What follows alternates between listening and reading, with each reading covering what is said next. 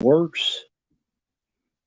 Hello, everyone. Welcome to another video. And I have Uncle Bill here, and we're going to shoot the spit for a little bit to see if Stuntman Marq and one of his other four $8,000 PCs will get him into the That's show. right. Uh, First off, real quickly, I want to say hi to the chat. Hello, everyone out there from AB James, Lord Cosmo, DJ Donnelly, Jesse, XSC, and who knows if any more will come in. For all I know, there'll be three people.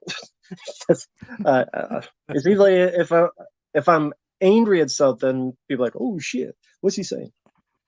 But The rant stuff always first does and foremost, better. It really, and that's the same with us too. Like anytime there's a controversy, like the stuff with Kelly and all that stuff, like it always does better than when we just like we really want to talk about something. I don't know. but also hello the Dark Metal Spider, X-Ray Punch, Preminator, Samuel, and everyone who comes in. Again, serious like Stuntman Marq may come on, he may not. He's having issues for I believe 6 days of technical problems. So we'll wait about maybe 5 minutes and talk a little bit about random stuff before we talk about Bloodsport. So I'll ask you what have you has anything happened? No controversies, of course, no issues and in between that controversial figures for some reason. I don't know why. You've always been cool with me, but it seems like other people just fuck you. Well, we did, Anyway, and I knew, like at some part of me knew that once we started doing this series of shoot interviews, where we're legitimately shooting on like stuff that's happened to us and things like that from the past in the show, I knew there was going to be some backlash and things like that. Like that thought didn't escape my mind. I didn't expect it to be the first show, but yeah. So what can you do really? And I'm sure like most people here don't have any idea like about the what I'm talking about, but a long time ago we made a documentary, or we didn't make it, another guy made it, and it turned out okay. And I've said this a million times, like it was all right. It wasn't what we expected it to be necessarily. And it didn't really help us in the long run at all. And so time went by and everything, yada yada yada yada. And we recently did a shoot interview talking about like what happened behind the scenes of that documentary and kind of like some of the ways that we weren't necessarily, happy with it. And the director of that documentary, of course, got pissed off and started saying that I was lying about stuff that I was saying. And so whenever he wants to come on the show and talk about exactly what I was lying about, then we will do that. And that will probably happen in the near future because, yeah, the term revisionist history was used, which is pretty strong words for. yeah. It's like John Carpenter says, it's a the homage and rip off are almost the same thing. Yeah. So lie Yeah. and revisions I, are pretty much the yeah. same thing. I mean, he's essentially just saying that I'm lying. And it's like, okay, if I'm lying, then what am I lying about? Because he didn't say that. And I would kind of like to know what that is. And the only way to know that is to get him on because he didn't say anything about it in his post. So, as you know, like if he's willing to do that, we will definitely have him on the show. But other than that, So though, it's on a good news note. I got this in, and I'm kind of happy I got this in. This is the new Arrow Video box set. I don't know if you've seen this, Matt. Like it's pretty like common right now. Like a lot of people are showing it, but it has, and this is why I bought it because I don't own this on anything else. It has Dungeon Master, Dolls, Cellar Dweller, Arena, Robot Jocks, all on new 2K transfers in this box. I don't own oh, Dolls on anything because Dolls was impossible to find because I think Screen Factory released it and it just went out of yeah, print. And then Cellar Dweller, I didn't have either. Dungeon Master, I never had. A lot of these I didn't own. So I thought that was pretty cool. That yeah. I box think anyway. Arena and Dungeon Master, or at least Arena, was never released before this. This might have been the first one of that. So Yeah. Okay. And the interesting thing about that too is that it's super cheap for a box set like that. It is right now, if you go on deep discount, you can get it for like $55. And there's what I say, one, two, three, four, five films. And there's all kinds of like other materials and things like that in it too. Promo stuff. Okay. Yeah. So yeah. I agree. I always liked Dolls. That was the one no one really talks about, but pretty Stuart decent Stuart Gordon. Gordon. Yeah, I think that was his second best film after Reanimator. I think Dolls was like my second favorite, and then probably From Beyond. Okay. It was a great film. My favorite is probably Fortress. I Oh was always yeah, a fan of yeah. Fortress. I feel like there'll be more of these though, and they'll release more like Okay. of similar types of films like that were Empire Pictures kind of stuff that never got released. You know, Is there any you can think of Empire related that you would like to see? there's so many of those, man. Like I wouldn't even know where to start. Like Charles Band had a catalog like at that time period that was insanely long. Um, I'm sure if I thought about it enough, I'd come up with a couple though. But I'll be honest with you, I never really liked Charles Band movies, but not especially not his own movies, but the ones where he actually just owned like the company and like, guys like Stuart Gordon would come in and make really good movies. And now that time period I really enjoyed. Now, as far as like, Ginger Dead Man and Evil Bong and shit like that, that's not my cup of tea. Nah, I mean the prayer about that. You might as well count the past 20 years at least of Yeah. anything Charles Band related that kind of go in the dumpster. Some would say even the cum dumpster, or all the dumpsters in the world. That's usually where they belong. With getting high on their own supply. But I'm sure, or Curly Jaws. I'm sorry about your favorite box sets. Yeah. I know you love the Ginger Dead Man and shit. Uh, Now, before we start, one quick thing. I have seen a couple movies. One was Renfield, which you mentioned. Oh yeah, yeah. Uh, a review that will be coming soon. That was a request. I liked it, but I liked it with some issues. Hmm. Me too. I like Nicholas Holt. I really like Nick Cage. I liked when they did the black and white inside of the Dracula movie. I kind of almost wish the whole movie was like that, or Yeah. something. A movie like It was it great. was Yeah. bloodier than I thought it would be. I thought that was kind of cool.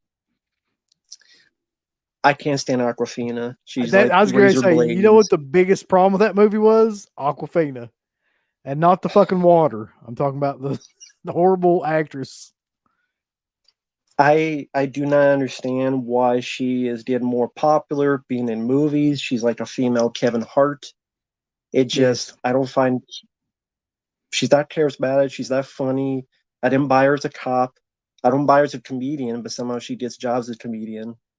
Uh, her delivery is phony. Her acting is phony. She stuck out like a sore thumb. All the cop stuff was pretty boring, and I wish it was not in the movie at all. But Yeah. I mean, uh, her whole like comedy relief shtick was completely like not necessary for that movie. well, Yeah. actually, I would say the rest of the movie is at least worth a watch, and I think overall, I would say I liked it, but I can't say I loved it because she really brought it down. And also the one guy, I can't help it. Anytime I hear the guy now, I hear Sonic the Hedgehog because he was the voice of Sonic the Hedgehog. The one guy who's the son of the crime lord. Oh The guy yeah. Yeah. I forget his name, but he was the voice of the new Sonic. And now anytime I hear his voice, I see it. So I can't buy him. I know that's not fair, but fuck it, I'm not fair. I'm the opposite of fair. I'm unfair. So, Well, I mean, think about how much better that movie would be if that Aquafina character didn't even exist. Like if that wasn't even in the movie, her whole like character, it would have brought it up from like a 5 to an 8. I wish it was. No, Yeah. the I wish it was. That'd be hilarious. But we're about 10 minutes in. Sally, if Stuntman, if you somehow see this, if you come on, feel free, man. If not, I know how that goes with technical issues. We all know, we've all been there. So we will get into the Bloodsport talk, which is 35 years old, which was crazy Jesus. to think about. 1988. And before we start with Bloodsport, I wanted to get into what was your first introduction to Van Damme? Like, how did you even first know about him? Was it VHS? Was it a theater experience? I don't remember any of these early movies being in the theater down here. Now they may have been, but I don't recall that. The very first experience I had with Van Damme was this movie on VHS, right when it came out on VHS. Because I can remember that Dad rented it, and it was like one of his favorite movies immediately. And so we probably watched it like, I don't even know, man, 10 times or something like that. He would just keep renting it over and over and over again.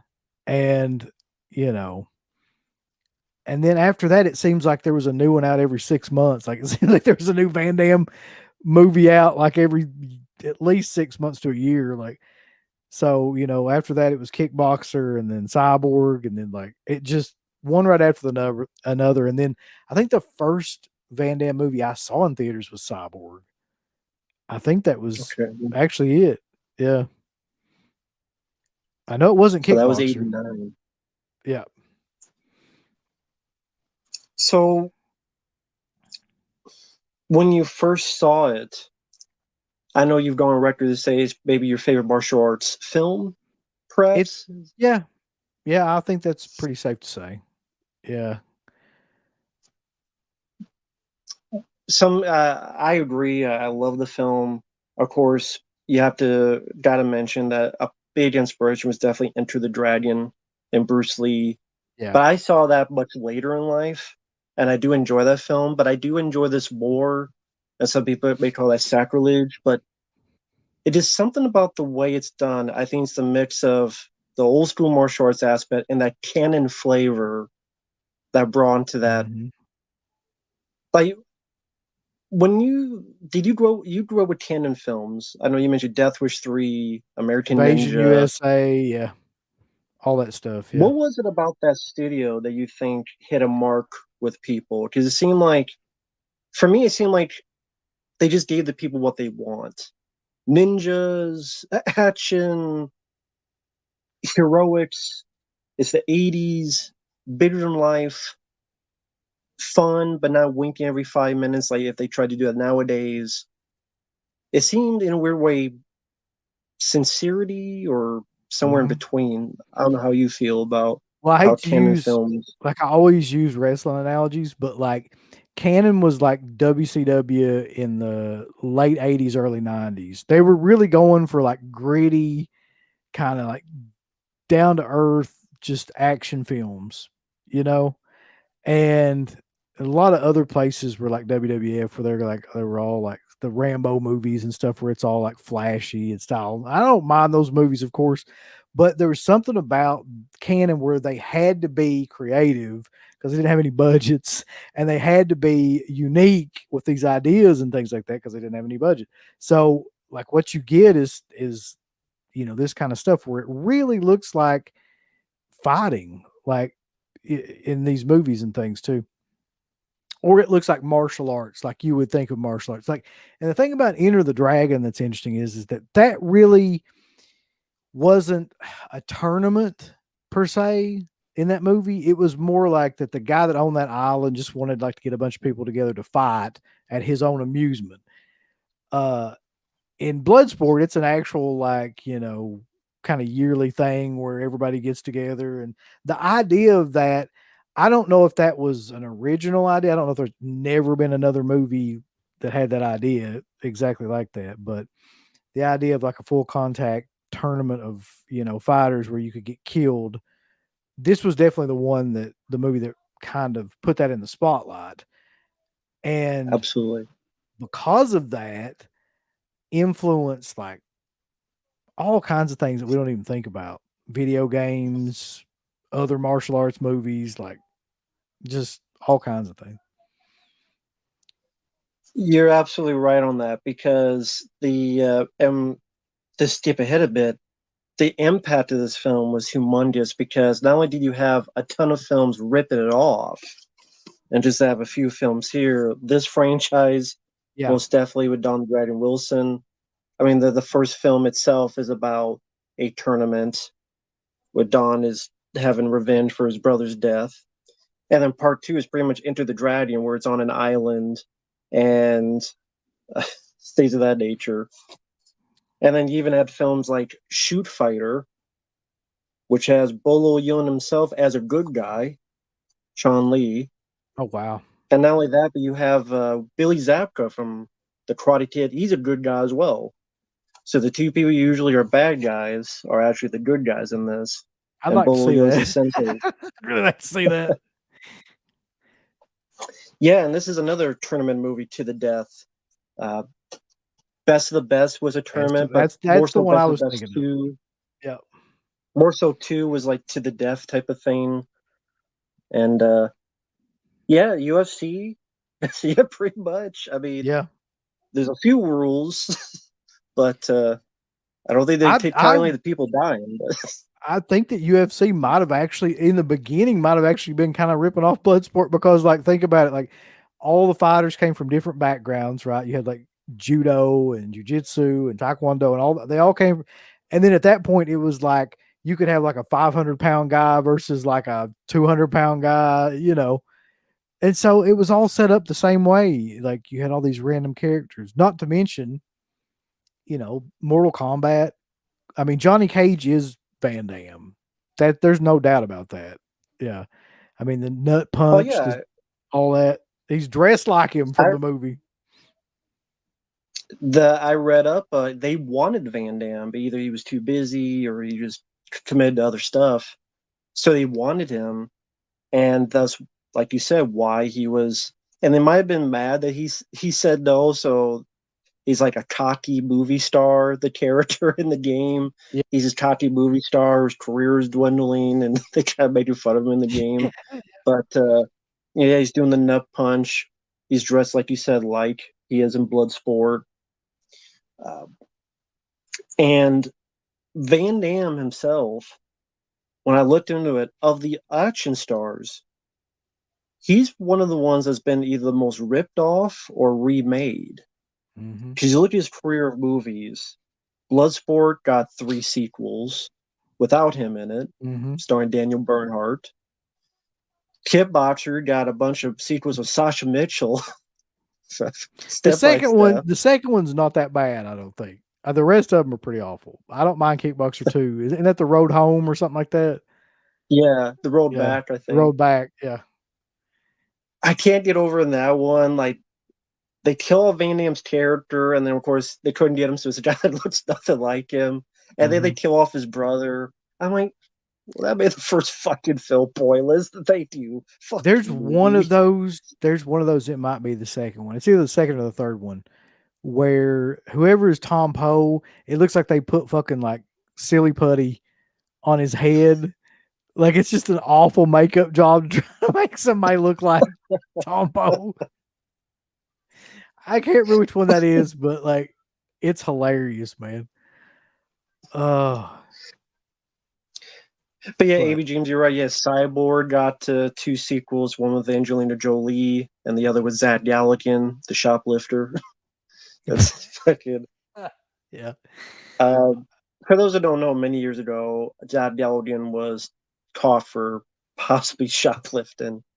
He shoplifted. I think it was a CD from a Tower Records or something like that. Something crazy. Yeah.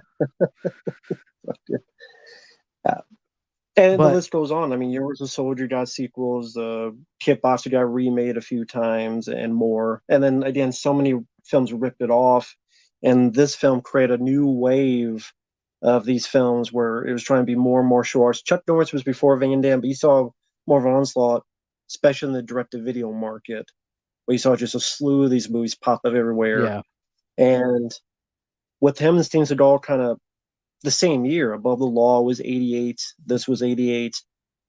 Now every studio wanted their more Schwartz guy, whether it be Jeff Speakman whether it be Don the Dragon Wilson with Roger Corman and whoever else. So, Yeah, but yeah, go ahead. I was just gonna say, like Van Damme, people forget this, but Van Damme is one of the few major action stars that actually did have some like kickboxing and like martial arts training. I mean, it's disputed about how much like he did have in tournaments that he won and things like that, but he actually was legitimate, at least for a while there. And the only other person I can think of, you got Chuck Norris. That might be the only other like really legitimate guy. The rest of them very like, I mean, Schwarzenegger and Stallone don't have any background in any kind of like fucking, and neither did Seagal really. Like he had the Aikido shit, but I don't think he was in any tournaments or anything like that. I think that most of that was just No, a bunch of bullshit. So yeah, I'm unless it was not. a Krispy Kreme. Yeah, Nostalgia. I'm not a Turban huge. to get the last donut. I'm not a huge Steven Skull fan. I'm just not, especially not now. What about? Did you like any real quick? Like did you like any of his early movies? Any of them? Seagal, Seagal. yeah, when I was a kid, like I loved Hard to Kill and Mark for Death. All of the ones that came out like early on, Above the Law was great. Like I liked all those movies.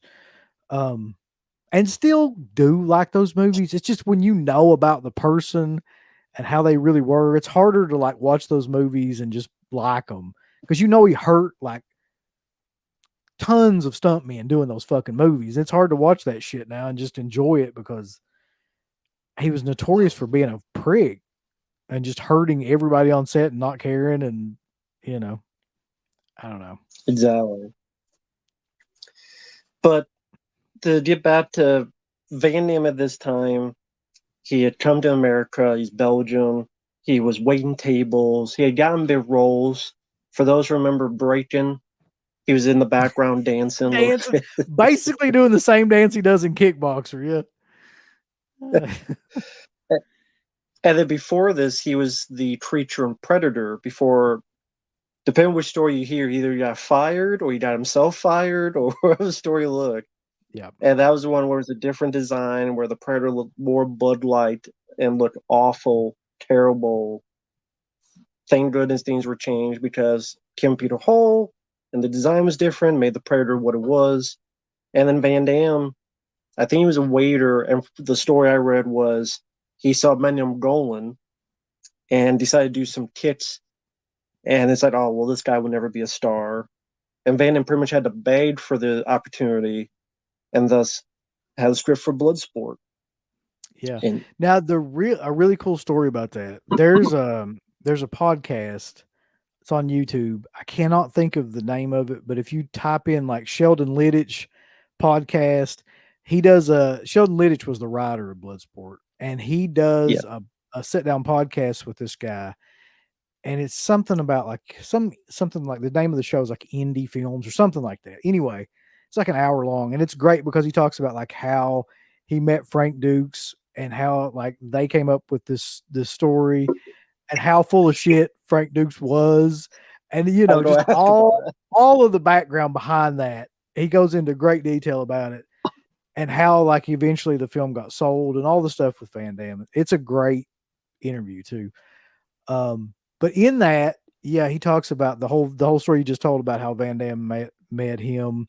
I mean, met Mannheim Golan and did all that shit and like was basically like living day to day on the streets and things like that until that movie came along.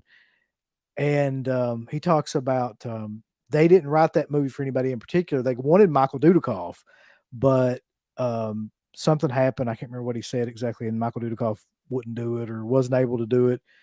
And so they were like, they went to the movies and saw No Retreat, No Surrender, which was it No Retreat, No Surrender or Black Eagle, whichever one was out right before that time period. And they saw Van Damme in it, and it was like they knew he was the star of the movie, even though he wasn't supposed to be the star of the movie. And Sheldon Littich was like, well, let's, ask about this guy. And they got him on, and the rest is history, I guess. Yeah. Yeah, I think it was No Retreat, No Surrender, where the guy is trained by the ghost of Bruce Lee, and then Van Damme's pretty much the Ivan Drago Yeah. type of character.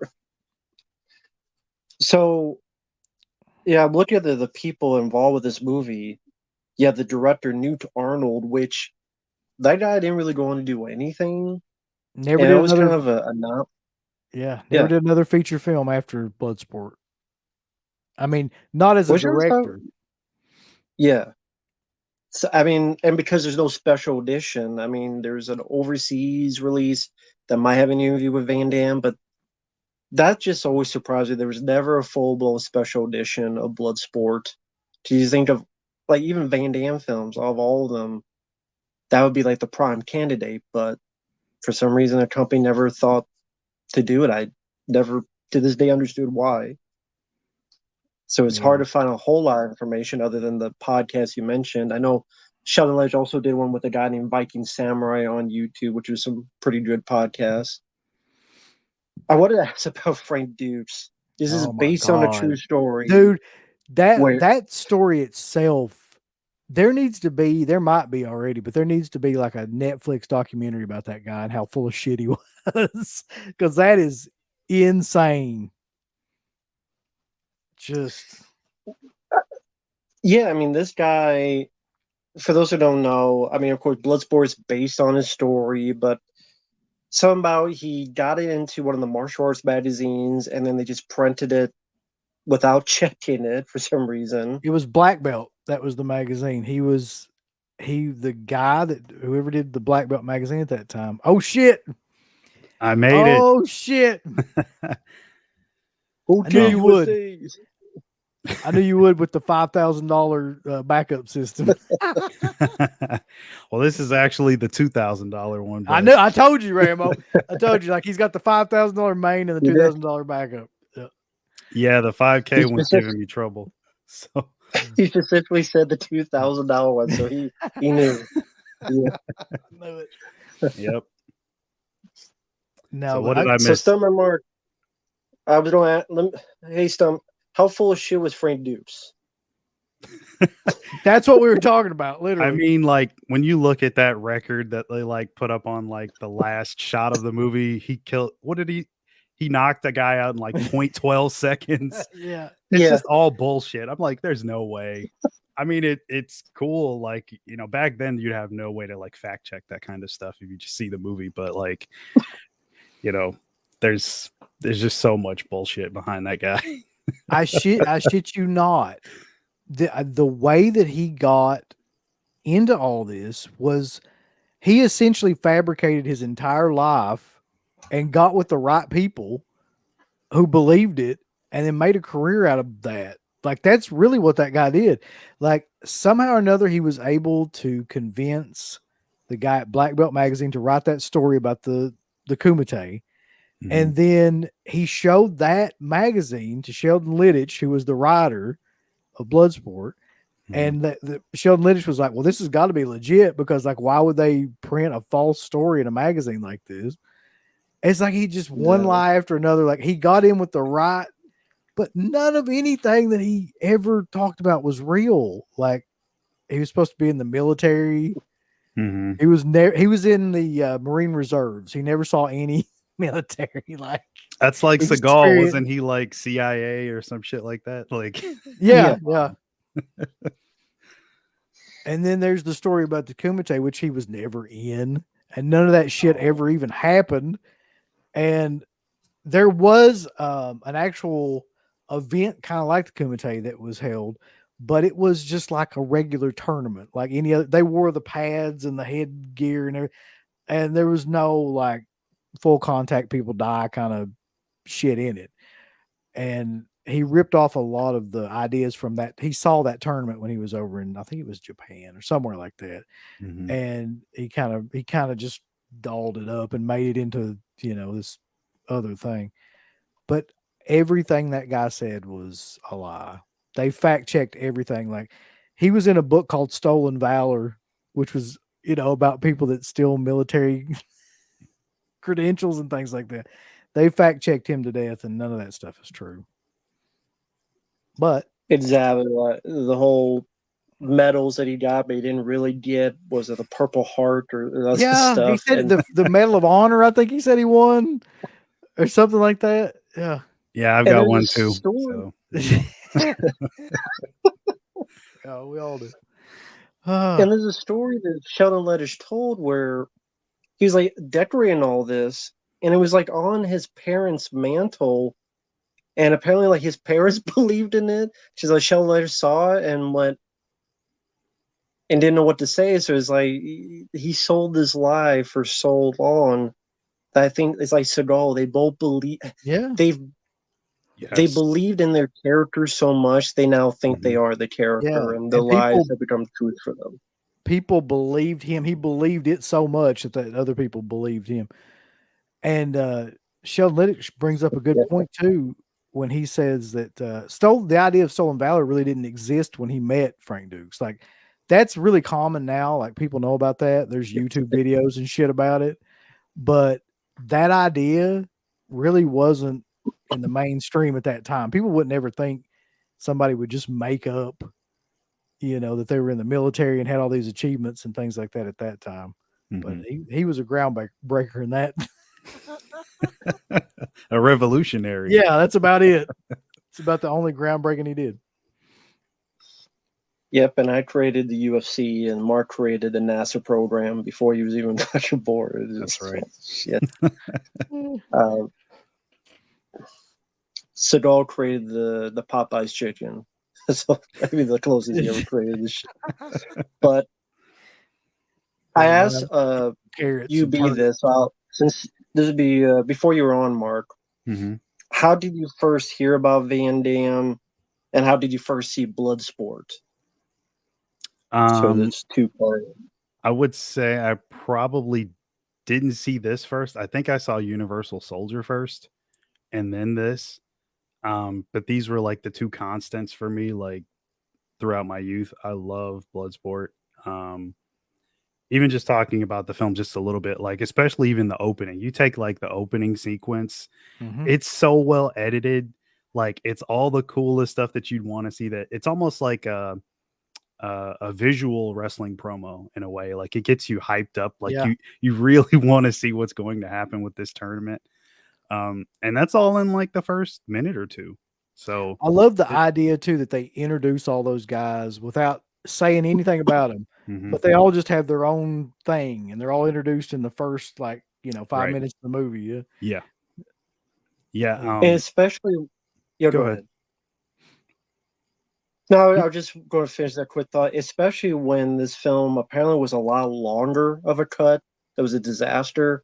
And then Van Damme and Sheldon Letters had to edit it down to like a brisk hour and 27 some minutes.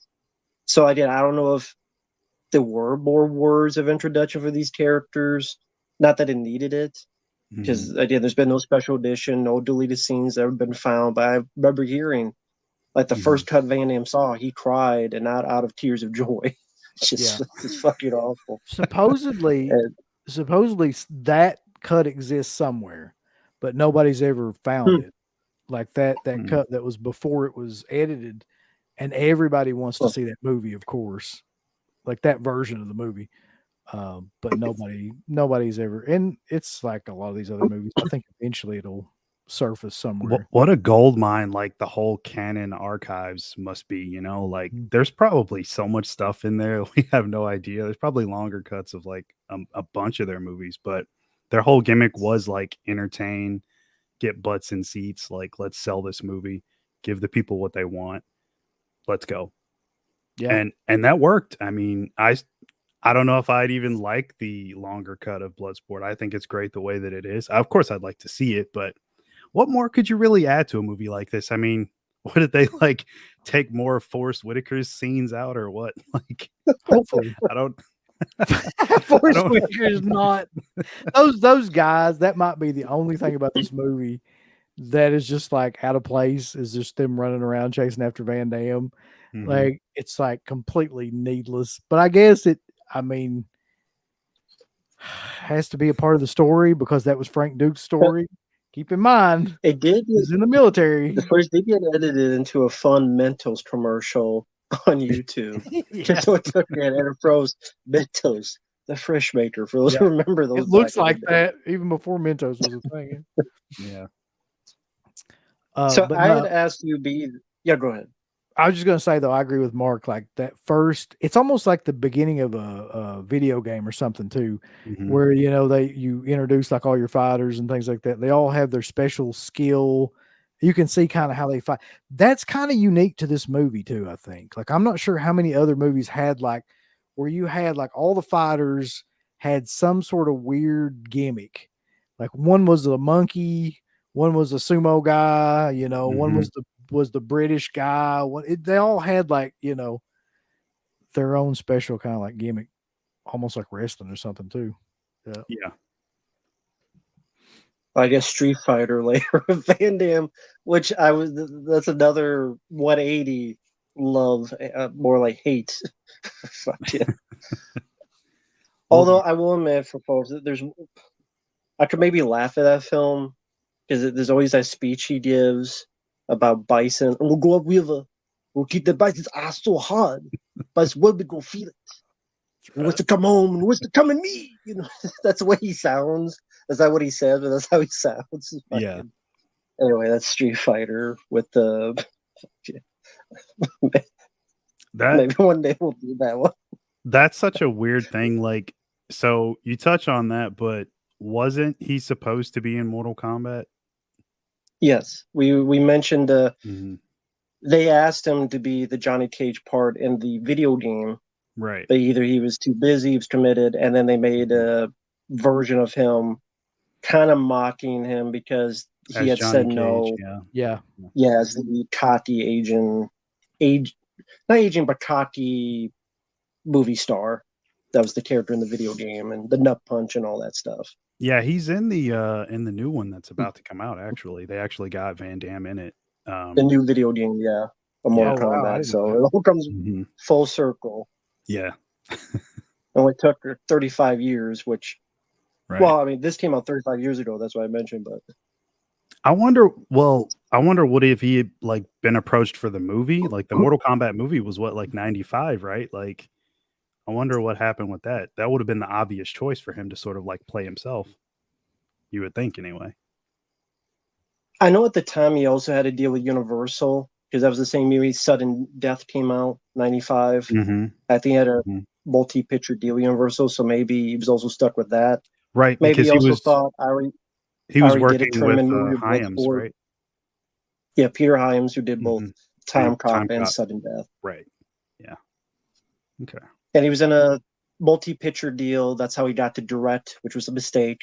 Because the Quest is like, that also had Frank Dux involved. It was also martial arts tournaments. And that's I'm not a fan of the Quest. I've seen much worse films, but you compare this, it's like apples and oranges.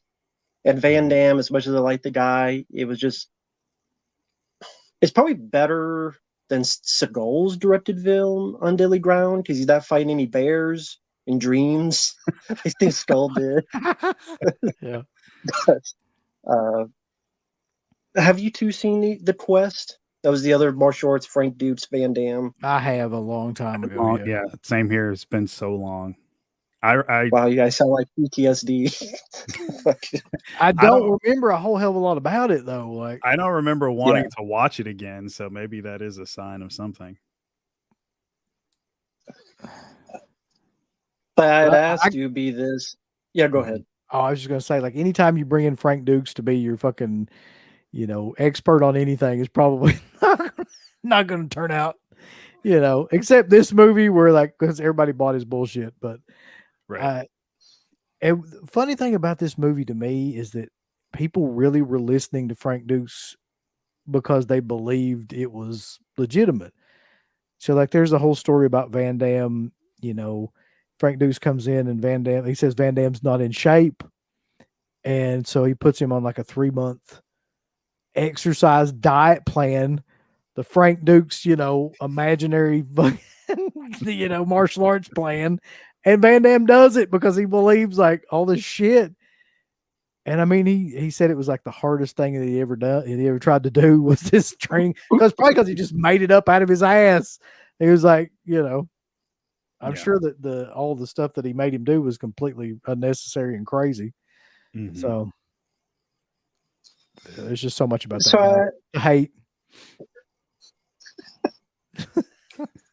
fuck Frank Dux there. Yeah.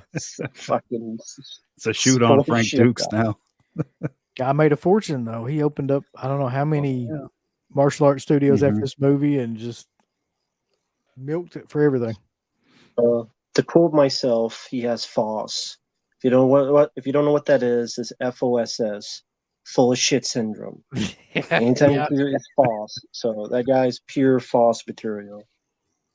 And I had asked you, B, about this. What was your memories, your history of Canon films as a youth? Had you seen other Canon films? And I'd ask you, B, this. Like, what do you think made Canon films work in that era? Because they did work Oh yeah, they definitely for our did. generation. Yeah, I think they were all entertainment features.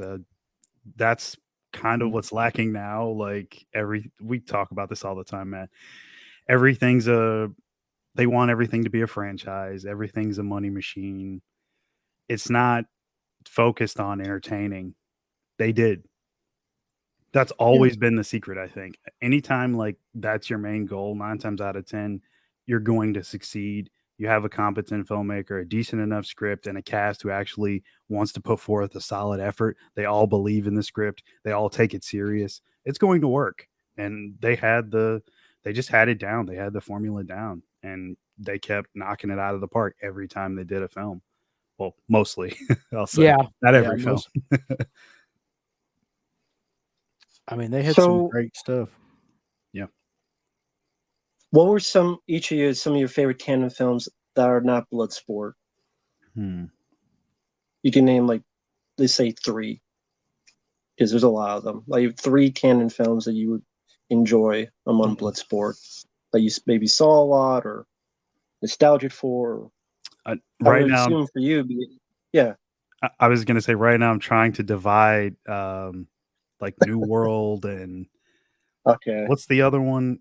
Is it Cara what? Kelco? CAR? Carolco? Yes, that one. Yeah. Orion Pictures. God, they're all like jumbled in my head together. Give me a minute, I'll think of one. My favorite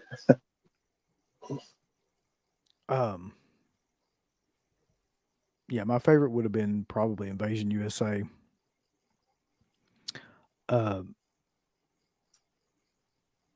watched that movie again a couple of days ago, and it's just insanely good. It's an insanely good film.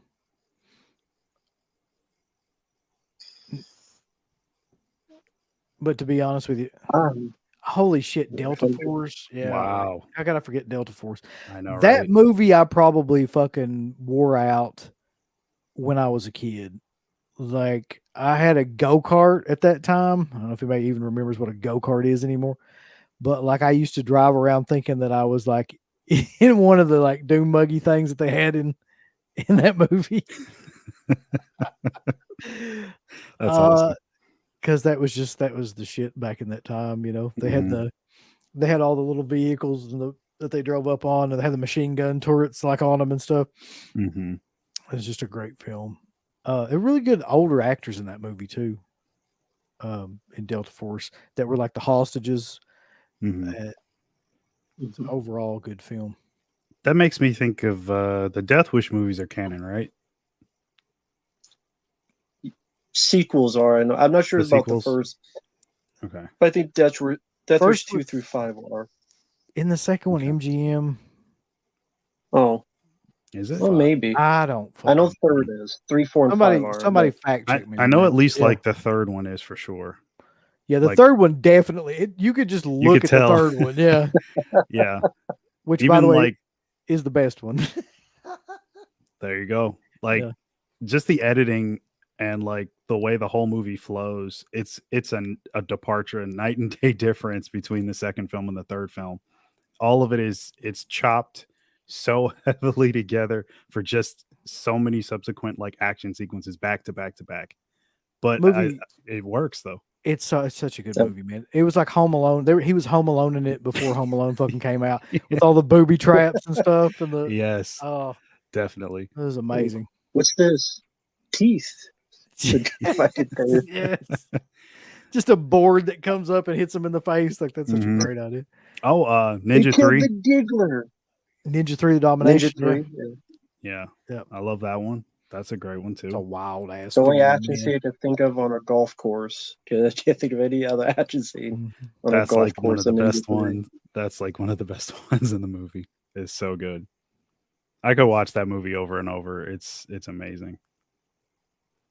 So I've got to say I don't know this for certain, but it seems like American Ninja would be fucking canon. If it wasn't, it'd be something. Yeah, it was. I mean, it looks exactly like a canon film, so you got to put that in there too.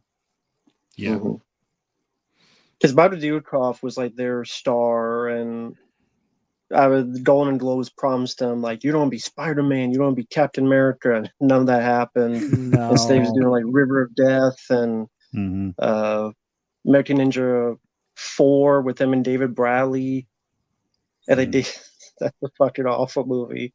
And it was American Ninja 4: The Annihilation. So bad, even Steve James. Actually, there was a sad story. It was like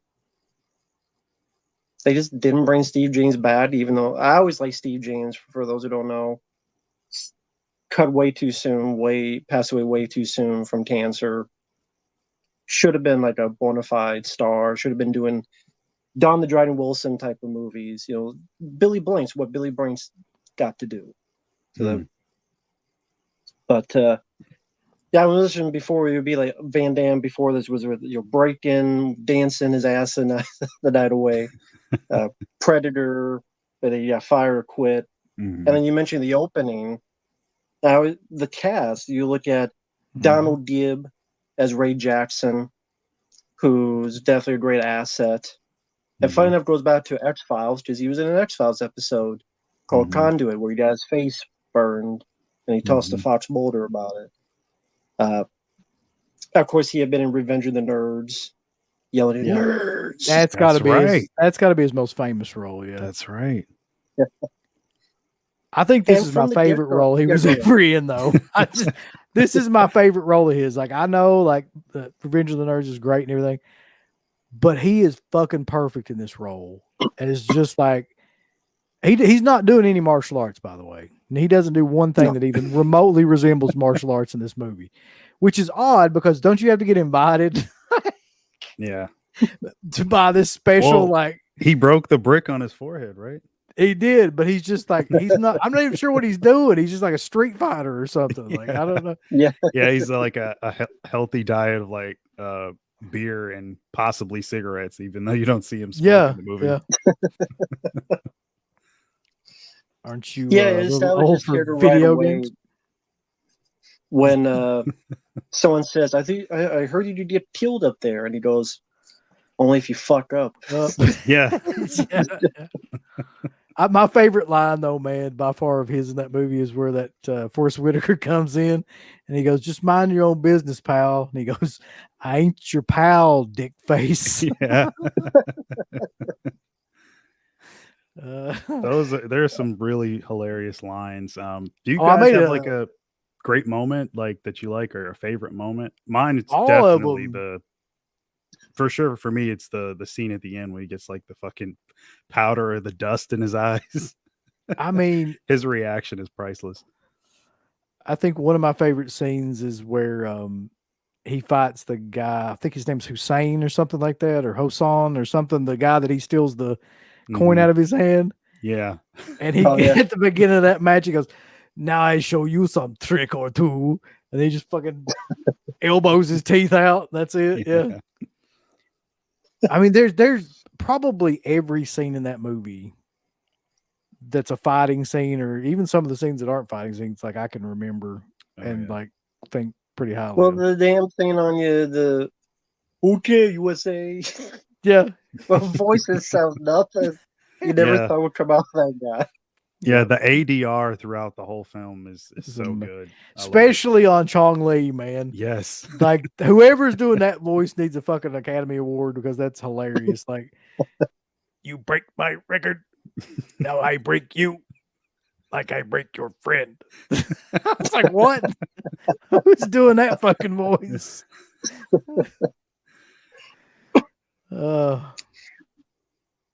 Now, throughout the other cast members, we have Roy Chow as the sensei, which people remember from Temple of Doom. He played Lao She, the guy at the beginning of the film, who says bye to Indiana Jones when he gets on the plane. You realize it's his plane. It's owned. You have Leia Aris as the reporter who was in The Burning, the slasher film, as one of the head counselors. Of course, Bolo Yun. Speaking of Enter the Dragon, he was in that fighting John Saxon, and just in like every other martial arts film in that time. Like when they did all those Bruceploitation films after Bruce Lee died, he was in like half of them. Clones of Bruce Lee the superhero. He even got to star in films of his own. I showed this before. Stuntman, this film, Shoot Fighter. Okay. Have you seen this one? No, I don't think so. Bolo Yun is the good guy sensei, and this guy here is from the Karate Kid, Billy Zabka. He's a good guy. Oh shit! Okay, I have not seen that. What year was that one? This was 1990. Might have been 1990 because there was a sequel as well. But yeah, it's like this. It's a martial arts tournament to the death. These two guys go into it who are two of Bolo Yun's students. And 1993. Shoot Fighter, Fight to the Death, 1993. So, yeah, it's similar in the vein of Bloodsport. And like Best of the Best, 1 and 2, those type of movies, which, again, heavily influenced by this. Yeah. Now, with the way the fight scenes, like you say, it's so quickly paced, and it doesn't take too long until a fight scene happens. No, why do you think, fight scenes in this, they work so well because you get real people knowing how to do it? Is that too many fancy, like, quick cuts? Why do you think films like this don't get made anymore? I mean, the audience has changed, sadly. That is true. But something I noticed about this film as opposed to the way they do fight scenes now is everything is shot in like a wide angle. A lot of it shot in wide angle where you can actually see exactly what's going on. And nowadays they cut it so much and it's really like close-ups. Like, so when you see John Wick films, like he comes in and he shoots like 52 people and it's all just like him shooting. They'll cut to that. Then they'll cut to somebody taking the hit like close up and then they'll cut back to him. And then, but in this, it's like they stay on the wide shots and these guys choreographed all this shit. You can tell like there's like professional, what would be like MMA fighters now, like martial artists then, that clearly choreographed like a lot of these fight scenes to where you could show it in one take and they would just do the whole thing in like a wide shot. And I think that's a big part of why it looks so much better than like the shit that you see now. How about you, Mark? How are you feeling? Like they don't make films like this anymore. They just don't. No, I think with the death of like the legit action star, and by legit I mean someone like Van Damme, hell, even Wesley Snipes to a degree. I mean, which movie was that? I know. Please. That's such a damn shame though. I was always a big fan of his. I think it was Demolition Man where they told him to like slow down because we can't get all your kicks and stuff like on camera. You're moving too fast. Like, yeah, I can't imagine them telling that to like hardly anybody that works now. I mean, Tony Jaa's getting up there in age. Like just thinking about theatrical films, having that legit action star who can do the moves, it's so few and far between. Sadly, Keanu's another guy. I know he learned all the fighting stuff for like movies like The Matrix and whatnot, but like he's up there in age. It's getting to the point where like that star isn't around anymore. They cease to exist. I always hated those movies. Yeah, I agree. I did too. I always hated Born Identity. And I like Matt Damon, but I hate those fucking films. You can't tell what's going on. I don't care if you trying to beat someone with a telephone book, magazine, dildo. I don't give a fuck what it was. Pieces of shit, it's all of them. Fuck them. Fuck the Born Identity. You notice in these fight scenes too that like a lot of times they'll slow them down and there'll be full scenes in like slow motion where you really have to know what the fuck you're doing. And there'll be scenes where Van Damme is like doing jump kicks and stuff in frame, like where you know there's no cuts or anything. It's just like the whole sequence is just him actually having to pull this stuff off, and you just don't see that anymore. Like I don't know any films that do that anymore. Yeah, and I know. Yeah, go ahead. Along with the death of like that kind of action star, there's also just the death of certain types of action movies like this in general. If you take something, not just even in the fighting realm, but like the John Woo movies, I think they called it like gun fu. Like that was its own like subgenre unto like the action genre. So there's stuff also like called a heroic bloodshed was another term for it. The way John Woo did it, heroic bloodshed. Mm-hmm. They don't do that. Yeah. I think the closest thing you get probably are the John Wick movies, at least when it comes to like gun fu, but all those subgenres have died off. Until they fucked up before, but see. And the studios don't want to take the chance on those movies. And more than likely, the studio heads that are running like the show now aren't really big movie fans. Even like they're there to run a business. I doubt they even know what the hell Canon is. But you know what I mean? Like to be fair, I don't know if the audience today cares about these type of movies. Like we three enjoy this film, but I could, you know what? Maybe this would be being now in the 40s, the beginning of the end of the life. But it's just me looking at it going, I think that a lot of younger people would look at this as laughable, boring. Where's the CGI? Where's the big superhero robots? Whatever the hell, where's the big... Is that all it is? Just people fighting and punching? I don't know if people would be bored. I wouldn't be bored. You wouldn't be bored. What's the last theatrical like fighting movie that came out? Can you think of one? Fuck. If you're not including John Wick, right? So you're saying no, like, that's not really a martial arts film. Fighting, you mean like martial arts? Like Ninja Assassin is one. That was like what, 2009 maybe? Yeah, so I remember that. Yeah. Like going forward, let's say past 2009. Can anybody even in the comments name one? Like that's a great question, really. You can't really name anything. That was theatrical, so fighting with Channing Tatum. That one fucking movie with Kevin James. What? Remember the UFC movie with Here Kevin Comes James? the Boom? Yeah. No, I don't remember that one. Yeah, well, he's like a UFC fighter. Yeah. It's a comedy though, so it really I don't think that really counts. Gotcha. Mortal Kombat. Somebody said Mortal Kombat. Yeah, Warrior. That's more the UFC type. Yeah, drama. Yeah. Yeah.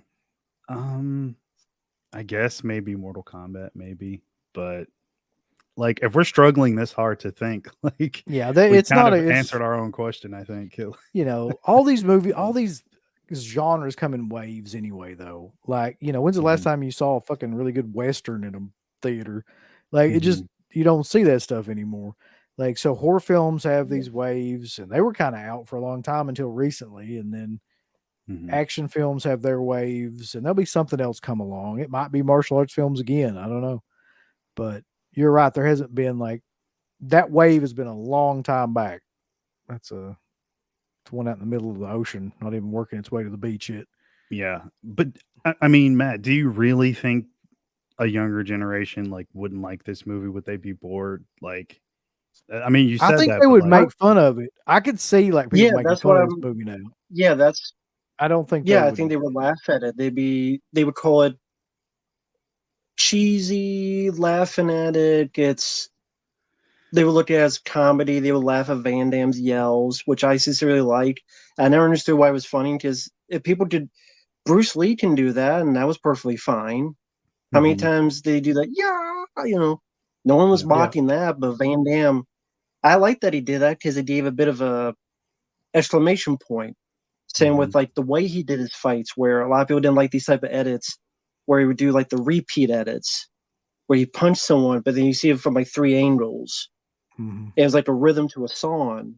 And if Mhm. you watch a lot of the early Van Damme films, you would see that. I love that because it made it a different, unique beat, and it gave more exclamation point, more emotion. And that's the thing. Like, there's a lot of martial artists that make fun of Van Damme. They were mad at Van Damme. Don the Dragon Wilson hated him. Jeff Speakman hated him. Lauren Avedon hated him. Although people are like, who the fuck is Lauren Avedon? A lot of people hated him. And maybe part of it was jealousy because he was getting the movies in theaters. But it's like, I think there's a legitness to it. And he was a good screen fighter. Van Damme knew how to sell to the camera, how to pose the right way, the most beautiful helicopter kicks you would see. They just, there's a reason why he became a star. He had a charisma to him. He was green in acting, but hey, I could deal with that because he's Belgium. He's trying to learn English. And I've seen 10 times worse. For those who know martial arts, Jalal Murray, you probably don't know who the hell that is. This fucking guy, dog shit is who he was. There's a lot of other people that are way worse than Van Damme ever was. And he did get better as an actor. I would recommend people watching Wake of Death, Until Death, where he's a drug abuser, cop. Wake of Death, there's a scene where he's reacted to the wife's death that is just as good as any actor I've seen. JCVD itself, I was gives a going to mention confession that. right to the camera. Mm-hmm. And he is not perfect. I think he's a guy, though, that realizes he screwed up and knows he can't turn back the clock. But unlike Seagal, I think he knows a little bit of, I know I screwed up. And he's trying to do the best he can. And from what I can gather, I think he, more than any of those other guys, fell for like the trappings of Hollywood. Like, got really, really bad into coke, really, really bad into like, womanizing and just addiction and things like that. Even more so like Schwarzenegger or Stallone or like any of those guys. And he lost a lot of time, I think, because of that too. Like, that he could have been doing other stuff. And he lost probably a lot of contacts and a lot of other insanity and all that as well. Yeah. And he knows the that. bipolar didn't help either. Being bipolar, that doesn't help either. No, not with the addiction part for sure. No. But, I think he's my favorite of all those guys. I mean, I really do. I think there's just something about him, and especially like the first 4 or 5 movies that he did, that they all have a really good charm to them. And it got old after a while because he was doing the same kind of like gimmicks and the same moves and the same stuff with the kicks and, like the splits. I think he does the splits like 8 times in Bloodsport alone. So it's like, and then he does it in every other film you've ever seen him in too at some point. Yeah. There was also another bizarre trademark that he had. You guys know what I'm talking about? Oh, wait. Showing his butt? Yes. Oh, yeah. What the hell was that about? He did explain it. That was him too. There was a female audience and he wanted a piece of them. Is that what it was? I had no idea. How many females do you like know that really love Emmerich, Bloodsport? Yeah, that's true. But he had a lot of female fans that would flock to him, and I'm sure there was a lot of like couples maybe that saw these movies maybe back in the day as well. Maybe there was an interview I remember Roland Emmerich. No, I think like Dean Devlin, who produced him, was a soldier, and Van Damme like would tell him, "Is my booty in focus?" Is the booty in focus? So that is funny. But I mean, a lot of people like Mel Gibson would do that from time to time. A lot of those action stars do that from time to time. Did naked in Tahiti. True, yeah. And that was the 80s. I mean, the time of bodybuilder and baby oil and all that shit.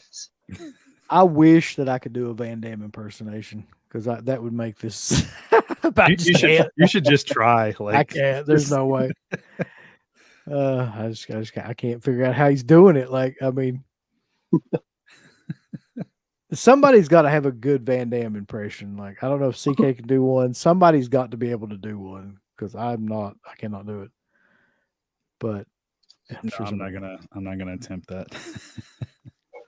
Just thinking about it So kind of you- melts your mind. Like, you can't just figure out what he's doing. Yeah. But I mean, so the other, talking about Bloodsport, the other big part of this movie to me, aside from Ray Jackson and aside from Frank Dux, is Chong Li, Bolo Young, and I didn't realize this because I saw this movie before I saw Enter the Dragon. I did not realize he's just reprising that role.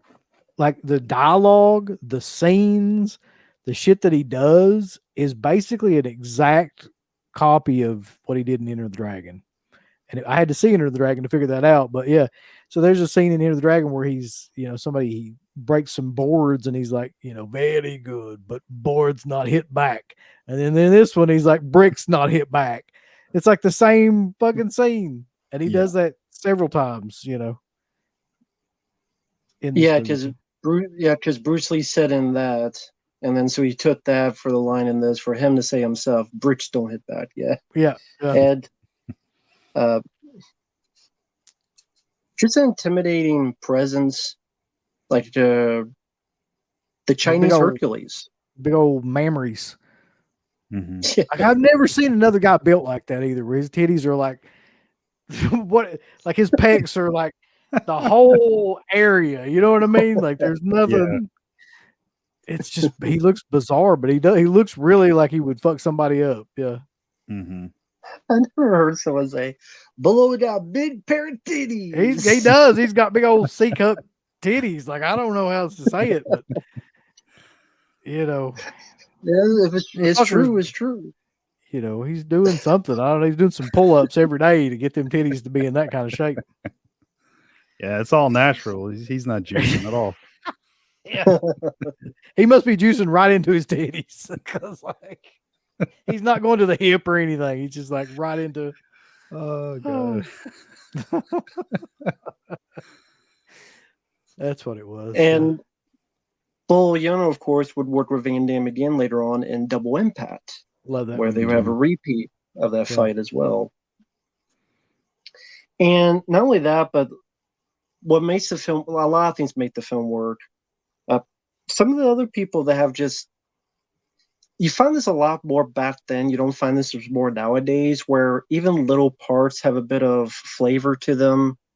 There's a guy that handles the American fighters. There's a guy named Ken Sue. He says, like, dudes. Like, put up your dukes, right? Yeah, like that guy. Right. Yeah. Sally, he passed away in 2018, but he was like a good actor for what he needed to be. Same with the guy, like they go in and just this random guy, like we mentioned, okay, USA. Yeah. Never see him again. No, you never saw him before. Fucking great, but you remember it. Yeah, you do. Yeah. The one guy too's got a great line. The little guy that like guides him around or whatever, where Jackson's getting ready to fight and he says something like, time to separate the men from the boys, and he goes, just make sure that Chong Li doesn't separate your head from your body. Yeah.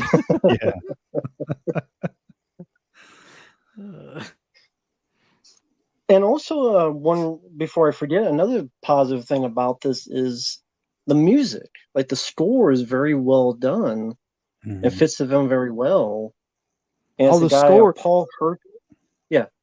Oh, dude, yeah. Like the score to this is in my top. I would say it's in my top 10 scores. Really, like it's just perfect for a movie like this in every way. Yeah. I'm talking about the score itself, not necessarily the soundtrack. But yeah. Because there's a guy named Paul Herzog who also did the score for Kickboxer. And Sally, I found an interview with him. He really didn't get any jobs. He could only get like one job, but no one would hire him. For some reason, no one would hire him. No one would call him. He couldn't find a job. So he had to quit, and he went back to school and became a high school teacher because, like, I need someone to live on because no one would hire me. Why? Just no jobs, no phone called. So That's kind of why. bizarre considering how good this is, and like especially with the influx of all the martial arts films that would come out like after this. Not that you want to be like stuck in the genre Right. like that, but I mean, a job's a job. So I mean, what the hell? That's kind of weird. I don't know, but that had to be the coolest story that he could always tell in his classes. Oh Like, yeah, you know, I did the score for fucking Bloodsport, right? People would be like, "What?" But on the flip side, how many people actually respected these films back then? But obviously, hey, we want to make some money off them, but they were kind of looked at like Paramount looked at Friday the 13th. I think the studios looked at these films as Yeah, just the studios did, but people like Yeah. us, majority of people back at that time loved these movies, like especially Bloodsport. Like, I mean, I'm not exaggerating when I say people in my high school class would quote this movie all the time. So we're talking about that would have been 7 or 8 years after it came out, something like that. And I mean, it was just rite of passage. Like teenagers and stuff would watch it on VHS, stuff like that, and it was infinitely quotable. Like, people love this movie, at least around here. I'm assuming it's that way all over. And someone mentioned the police captain. His name was Philip Chan. He was a real life police officer with the Hong Kong police force. Oh, cool info. makes Thanks, JD. Yeah. Now to the fights. Other than the last fight with Chong Li, what's your favorite fight? It's easy for me. It could be, yeah. Okay, what is it? It's the Honda Van Damme fight, like whoever that guy was, the big sumo guy, where he goes like, Sumo, yeah. You know, he goes up underneath him with the nut punch and like does the and everything's in slow motion until he eventually just kind of pushes him over. Yeah, for me, it's probably that one or any fight with the black dude who's like doing the fucking drunken monkey fighting style, like rolling around on the ground. Every time he popped up, I was just like, "What the hell is he gonna pull? Like, how's he gonna get out of this fight?" I like the guy too. I like the guy. I forget his name, who's like the actual Muay Thai looking guy, where he's like he always holds his hands like this. You know. Yep. He gets pretty far into it too, and he's always like kneeing the shit out of people, and like he's a dirty, and all of his fights, like he does some sort of like dirty kind of move, like that guy too. Yeah, I love that fight because it's Van Damme pretty much like, come on, and they're both kicking each other in the stomach. It's like it's such a great literally scene. Who's the tougher guy? And the slow-mo, you just see the speed where he just like 2 kicks up before the guy gets 1 kick over, and again, despite what martial artists want to say, Van Damme, he knew what he was doing. He knew how to sell those moves, and he was agile and good at what he did. He was screwed up at times. Cyborg, he accidentally cut a guy's eye. I gotta admit, that was a fuck up. But all these guys did shit like that, though. I mean, that wasn't just Van Damme. Like, all these action stars stunt people at different times. None more so than Paco. Yeah. I can't remember if he was a legitimate guy or not. If he was a legitimate martial artist, there were several. Like the Hussein guy was a legitimate fighter, and there was a couple others that actually were. What about the big muscled up blonde guy who looked like Chris Masters? Oh yeah, the British guy. I always assumed he was British because of the thing in the beginning. Yeah, I don't think he has any lines, but I just assumed he was British. Yeah, I don't think he was. I just get the impression he probably wasn't. And before I forget, one quick note: for those who remember, Chong Li fights a few opponents. There's the one guy who he breaks a guy's leg. Yes, and you see the way that leg's cracked. Really good makeup effect. Really like that guy would be Tom Poe in Kickboxer. That's Michelle Queasy. Oh yeah. So yeah, that's the guy who would be the main villain in Kickboxer. and him and Van Damme were close friends at that time. So he was able to get him in a few movies. So he got beaten by Chong Li, and then became the villain in the next one. So he definitely got an upgrade. He definitely got Swear to God, I promotion. think they got the same guy to like dub Chong Li as they did Tom Poe because he sounds exactly the same in that movie. He's like, "You bleed like Mei Li, good fuck." It's the same fucking guy. I'm telling you. He's got So this you one guy mentioned some nitpicks you had, like the FBI guys with the way they interact into the story. Not FBI, the military, how you want to incorporate.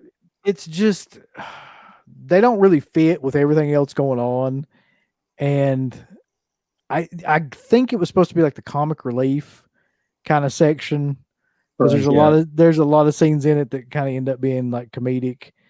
You know, the scene where he's eating the Chinese food and gives it to the dog and all that shit. There's just a lot of needless kind of stuff like that. So I think they were supposed to bring that into it. That's my guess anyway. I don't know. None of that ever worked for me. And they all got the old stun guns. Like, just giant ass stun guns that are like, yeah. Forrest Whitaker's whipping that stun gun out every scene. Like, yeah. What's hilarious about those stun guns, like they would have the same stun guns later on in Time Cop. Do you guys remember oh that? my God, you're right. Yeah. The exact same ones. And I'm like, what the hell? Like, doesn't that, like, you would think they would have been upgraded by then, but those things were so huge. It was like the laser sight on the guns back then. They were so big. Yeah. So how did you feel about those characters, Mark? Did you feel the same way? Different? Yeah, I mean, it's all kind of unnecessary. I think you could cut them out and it wouldn't take anything away. It actually might make it even tighter as a movie. They're just kind of there and they don't really add anything. But I mean, I wouldn't say I hate them. If there's any slow parts of the movie, like it's with those characters, so I could definitely see Uncle Bill's like gripe with them. Even with Forrest Whitaker? Yes. Even with Forrest. Poor old Forrest Whitaker. Guy's an Oscar-winning actor, by the way. Right. Was in that fucking movie doing that. That's just amazing. How do you? Yeah, go ahead. I was just gonna say you can't mention Bloodsport 2 without talking about the Damme-A-Thon where they do which is it's a great scene in that movie too. A couple different reasons it's a great scene. Number one, because like it shows kind of like that Van Damme, you know, was a little bit above everybody else in terms of like where he's at with the martial arts part of it. But also just because I don't think you'd ever seen anything really like that. Like you've seen people break bricks and shit in martial arts movies, but not like that, you know, with the bottom one and all that right kind of stuff. Which it was just the way they filmed it was great too, where it explodes the bottom of the screen. And before Ray Jackson's like, what the hell is a dim match? He's great, man. I'm telling you, everything that he says in there is great. No shit you honor his invitation. And that definitely was inspired for later in Mortal Kombat because there were stuff in that where there'd be a level where you would do something like that to literally break all these boards and stuff, just like the Damme-A-Thon. And I'm trying to think what else. I was going to ask, how did you feel about the reporter in the movie? Because she kind of falls in. Does she fall in similar with the military guys? Do you think it was needed, unneeded aspect to the film to have the reporter in there? Well, I'm assuming in like Canon or somebody was like, we got to have a love interest. Like there's got to be somebody. There's got to be somebody that's like his love interest in the movie. Again, that character's probably, if you took her out, I don't think you wouldn't really notice anything. She's not in it that much, and like she doesn't do a whole hell of a lot, really. Yeah. Except, you know, towards the end, she's just kind of there, like cringing about everything.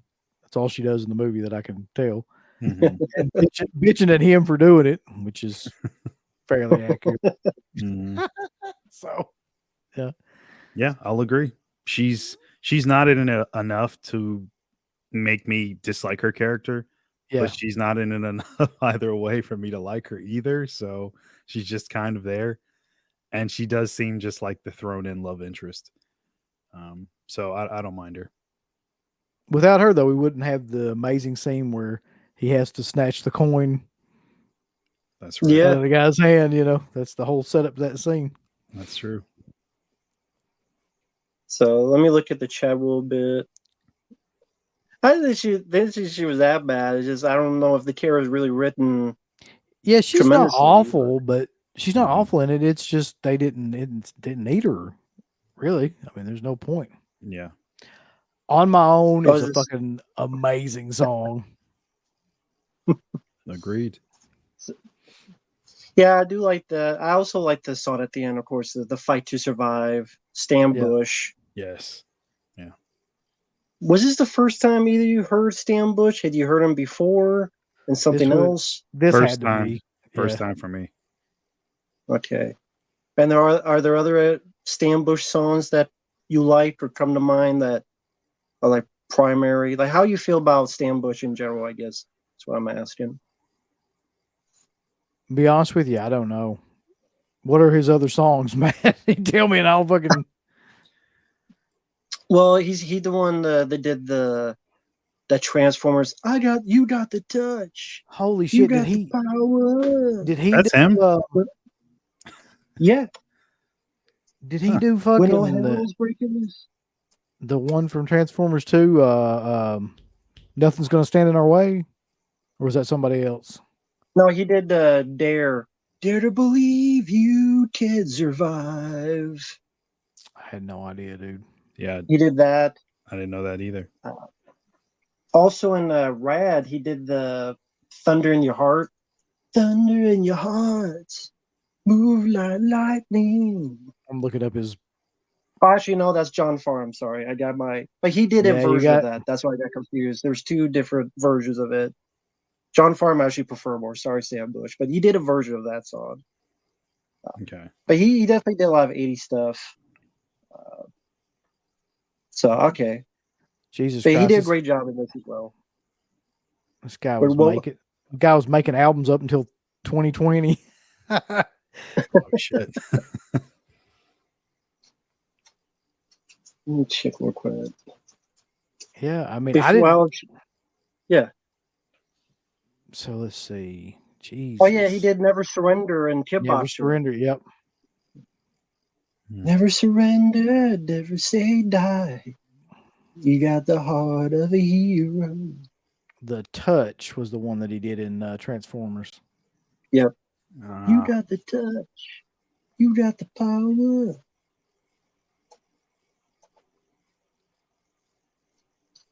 Did a lot of cool stuff. And- I didn't realize. And real quick, like, thank you, Hopium. Sort of a random question, but that's okay, man. I appreciate the super chat. Thank you, Hopium.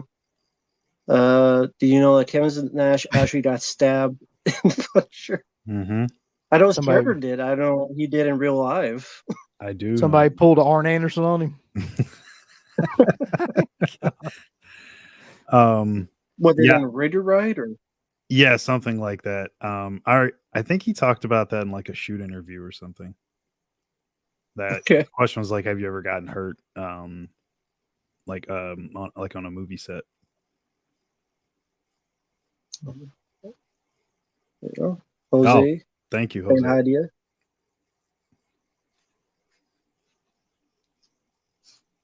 So the movie goes on. You have quite a few fight scenes as the numbers are dwindling down. We got the bullshit military guys. We got the. I thought it was kind of cool that these two bond playing a video game, which is not Mhm. typical in 1988, which was Karate Champ. Yeah, that scene doesn't make Are you- any sense. If you think about it, don't think about it too long. These two guys just kind of meet up, become friends over a fucking video game. Yeah.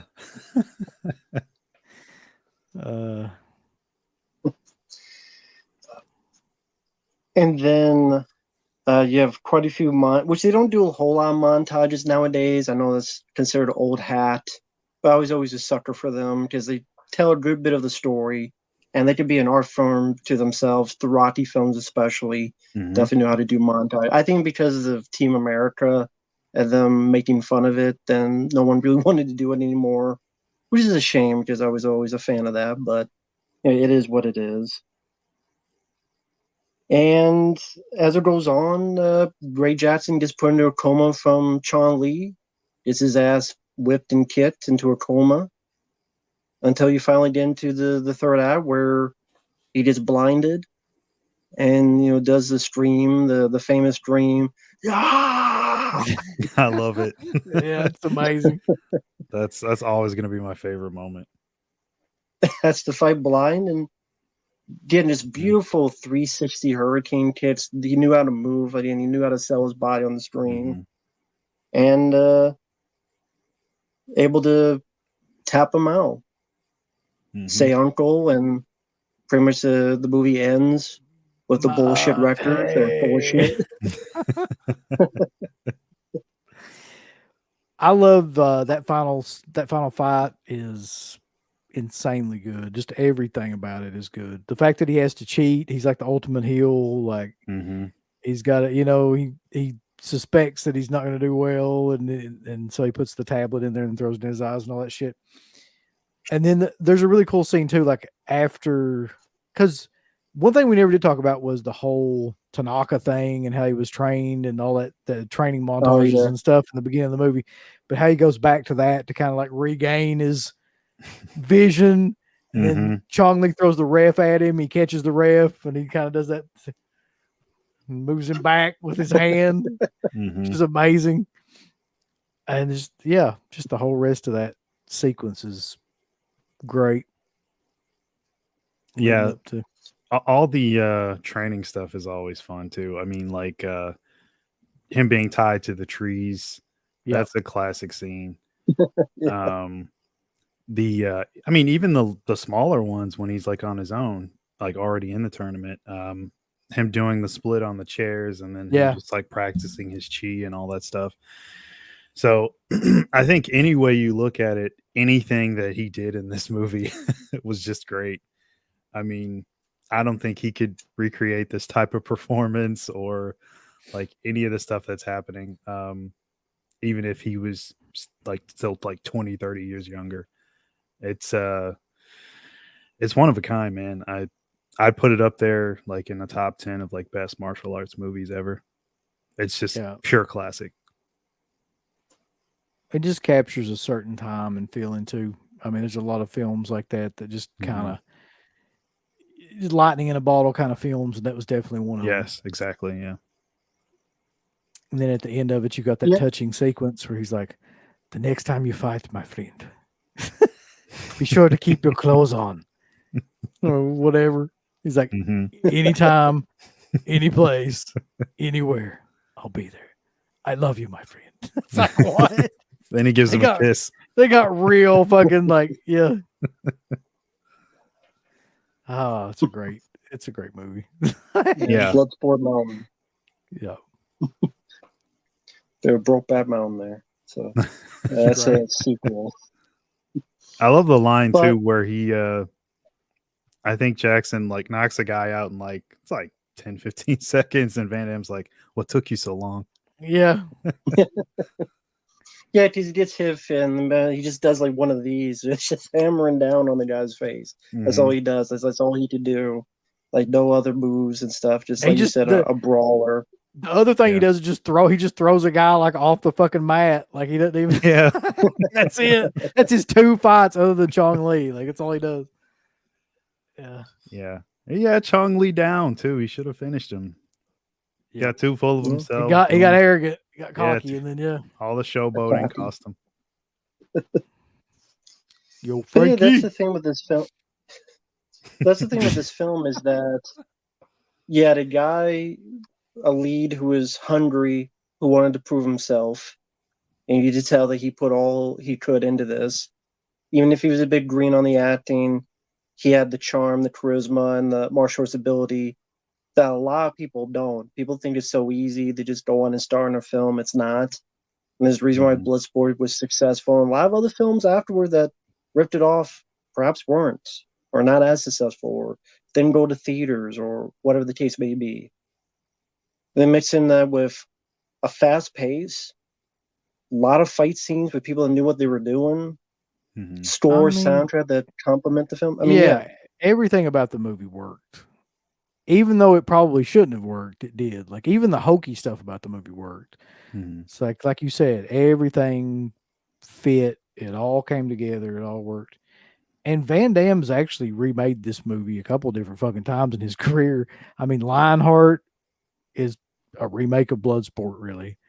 It just kind of is. I love Lionheart. I think it's a great film, but it is just a remake of Bloodsport. I mean, it's the same shit, really, except he's just being paid to go fight all these different weird characters and stuff.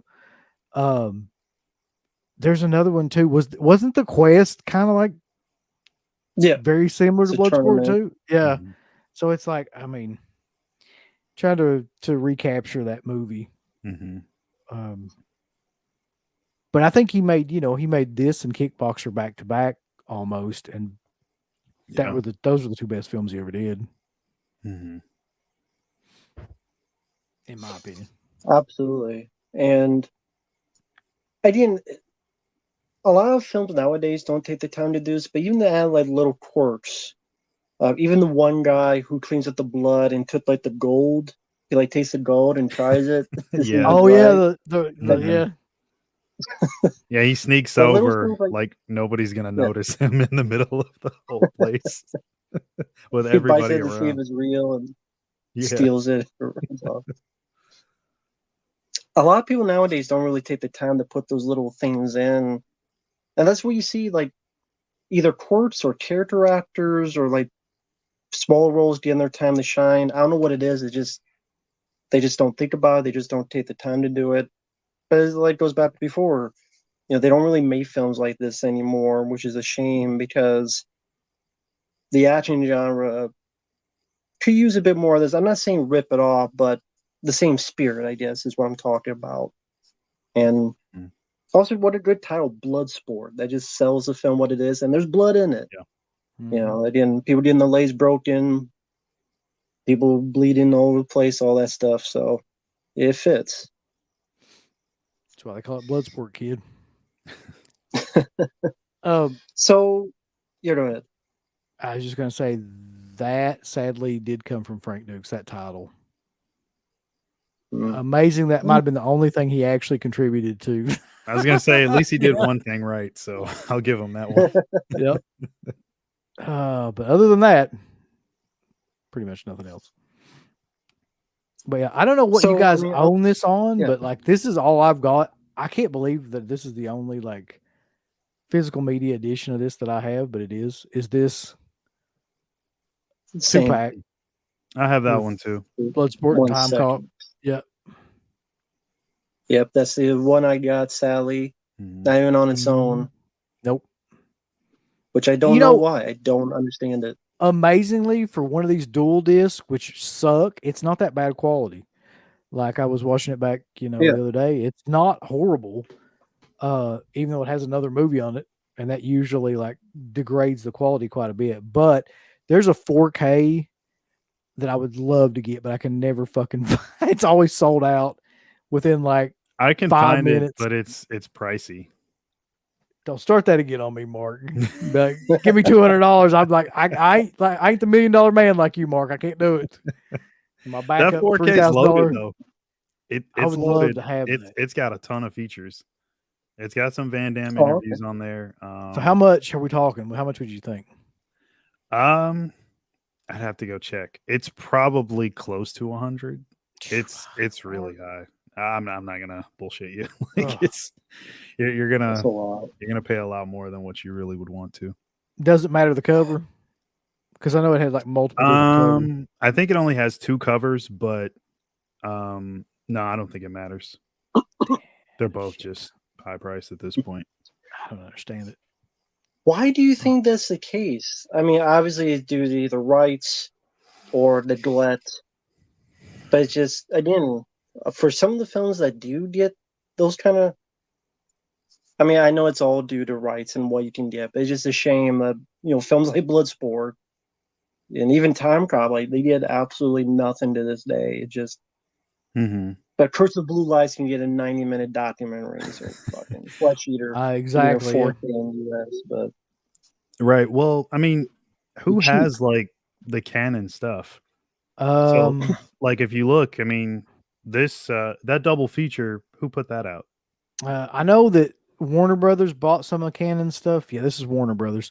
Okay. And I also know MGM bought some of Canon stuff. So I think it's just depends on what movies they bought from the catalogs. Jeez, it's hard to believe MGM's still around. For a while there, they were falling apart like every 5 weeks. It seemed like. So that's, I guess, Warner Brothers. They must have licensed it out like in the foreign territory because that was a German Blu-ray or 4K. But then, like, you look at some of the other Canon stuff. I mean, Texas Chainsaw 2 is technically Canon. Vinegar Syndrome got that. But then I think, like, who else put that out? Was Arrow put it out? Yeah. I don't know. It's like, this stuff's just right. That stuff's all over the place. So it's kind of hard to say. I don't know. I don't know what's up with those titles. I don't know. I'm praying that somebody gets a hold of it in the US that'll actually, do something. Yeah. It would be nice. I think it's only a matter of time. MVD or Vinegar Syndrome, someone. I mean, we will see, though. I would love Vinegar Syndrome to put it out. I mean, that would be insane. It'd sell out immediately. Honestly, now that I think about it, they have like a lot of these sub labels. One of them should just start putting out all these martial arts films. I mean, they did like Miami Connection. What was the other one? New York Ninja. They've done them. Yeah. They've done all those. They've done a lot of the Billy Blanks movie. They've done a lot of Bolo Young stuff too. Tiger Claws and all that stuff. Yeah, they need to like continue to raid the Canon stuff. Like, I want all those movies. Like the best of the best movies. Like, I'd love a box set. That would be amazing. For that, they could put that out. They did say that in July there's 17 new titles they're gonna have. So I never get my hopes up with. Yeah, it's gonna be 17 of the worst fucking things you've ever seen. Yeah, guaranteed. As Christian always says, like, prepare to get disappointed. Like, it's always the same kind of thing.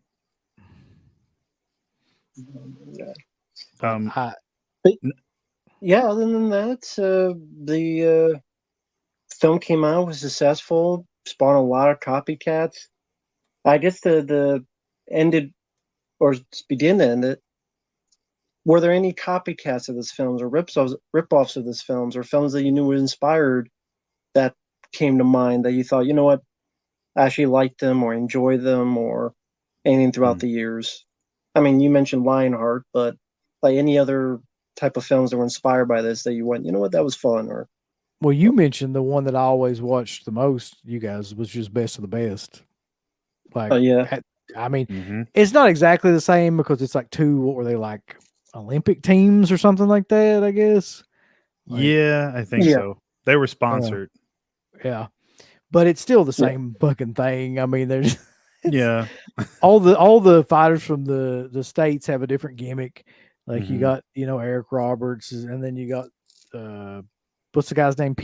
Chris Penn, who's like the redneck dude. And then you've got, the Philip Ree is the actual martial arts guy. So yeah.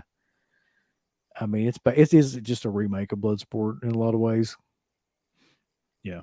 I'm trying to think of other ones too, like aside from those that had the same kind of gimmick. Because I know there was a bunch of them. Yeah, well, Blood Fist. Yeah.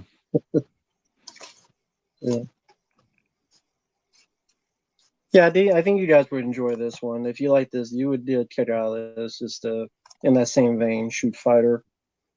There was two of them, actually. Is the second one as good as the first? It's watchable, but the first one I thought was better. Okay.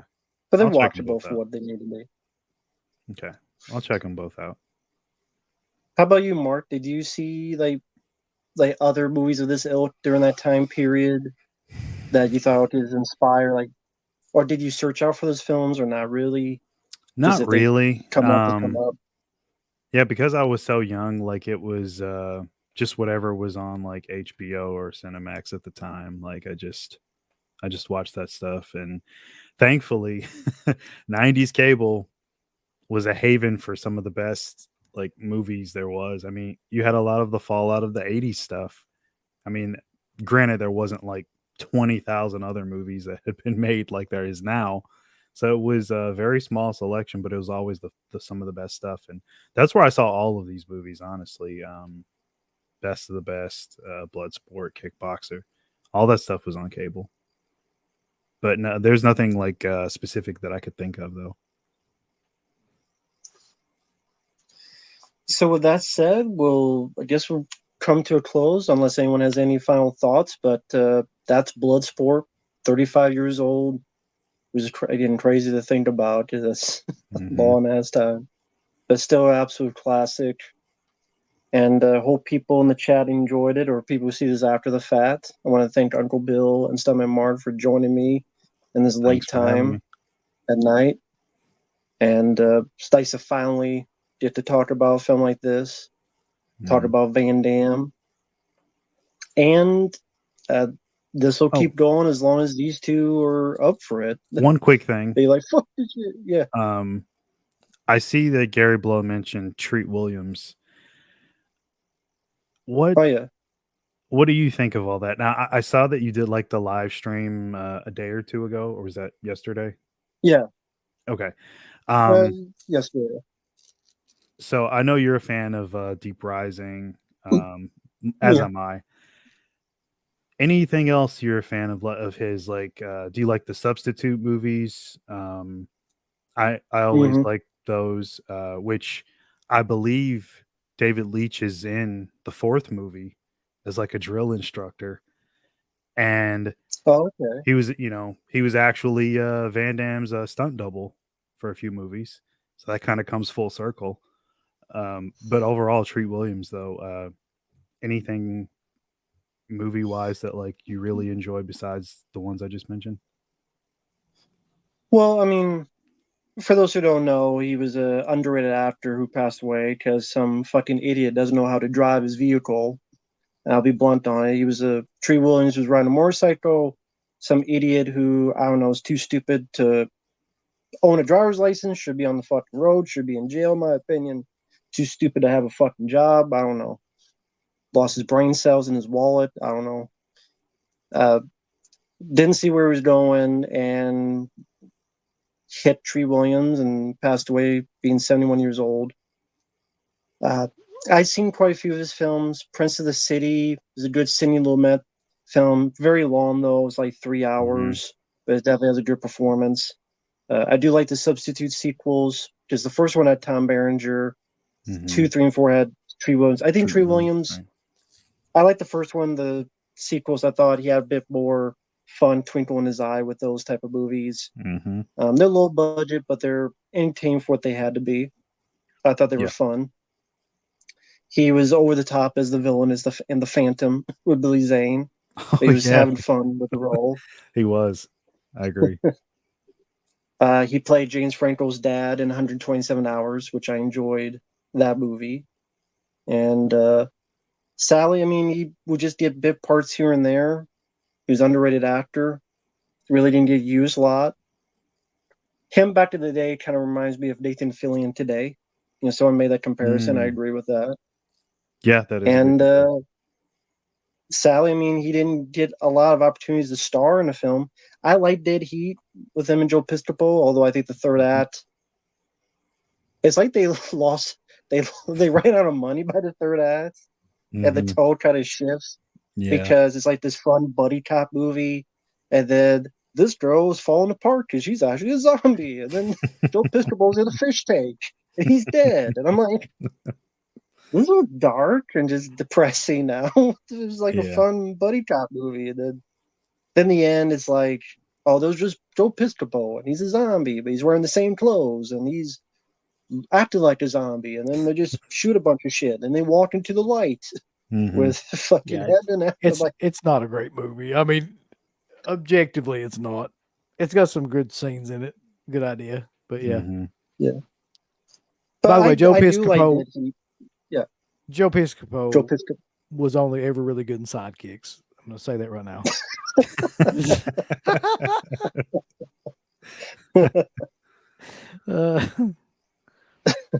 That's hilarious. And yeah, like you said, I do like D. Rising a lot. So rest in peace to the guy. It's too bad that happened, and such. But you know, there's a lot of stupid people out there nowadays, so you always gotta be careful. Goes with everyone out there. Always be careful. I couldn't believe it, man. When I saw that he died in a motorcycle accident, I was like, he was like in his 70s. I thought for sure it would have been something like, you know, natural causes or something. Not a fucking motorcycle accident. It's crazy.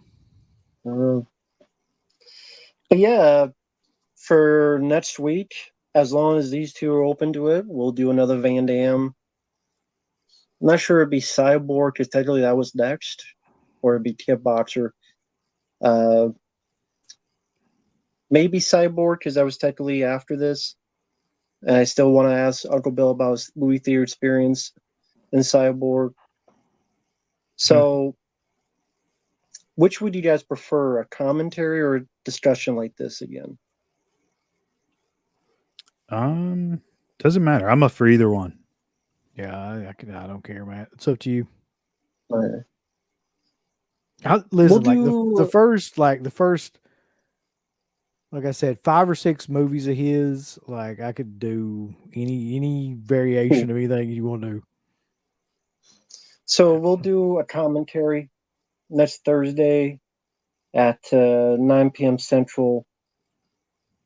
And it's pretty late, so I'll let these guys get off. Well, that's the wrong way to put it. Get to bed. Look at the chat one last time, seeing if I missed anything. While you're doing that, I'm gonna tell Mark this. Yeah, you got your $2,000 backup computer now, you son of a bitch. So now you're going to be on my show. Don't try to get out of it. Yeah, so, I'm gonna leave everything hooked up to this machine. I have to work on the 5K one, which is right here to my left. Yeah, I'm not gonna bore everyone with talking about processors and motherboards and shit like that, but hopefully I can get all that sorted out so I can get back on my really awesome machine. Luckily I have a backup. I wouldn't have been able to come on here. Yeah. And yes, I didn't know what he meant at first, but I think he meant you. Oh, there's OKUSA guy YouTube channel. Yes, that is Uncle Bill. His actual channel name is Dead Pit. You can find it either deadpit.com or Deadpit also on the YouTube channel. And what do you have coming up, sir? I know you got a few stuff coming up. So what you got coming up in the pipeline? Yeah, CK would fucking murder me if I didn't mention the Arrow show, which Mark is supposed to be on. Hopefully he will be on. I'll be on it. All right. So that is Sunday. That's Father's Day at 10. And so we're going to be doing that, which is year 1 of the Arrow releases, like the Arrow releases at that point, which I don't have that many of, Mark.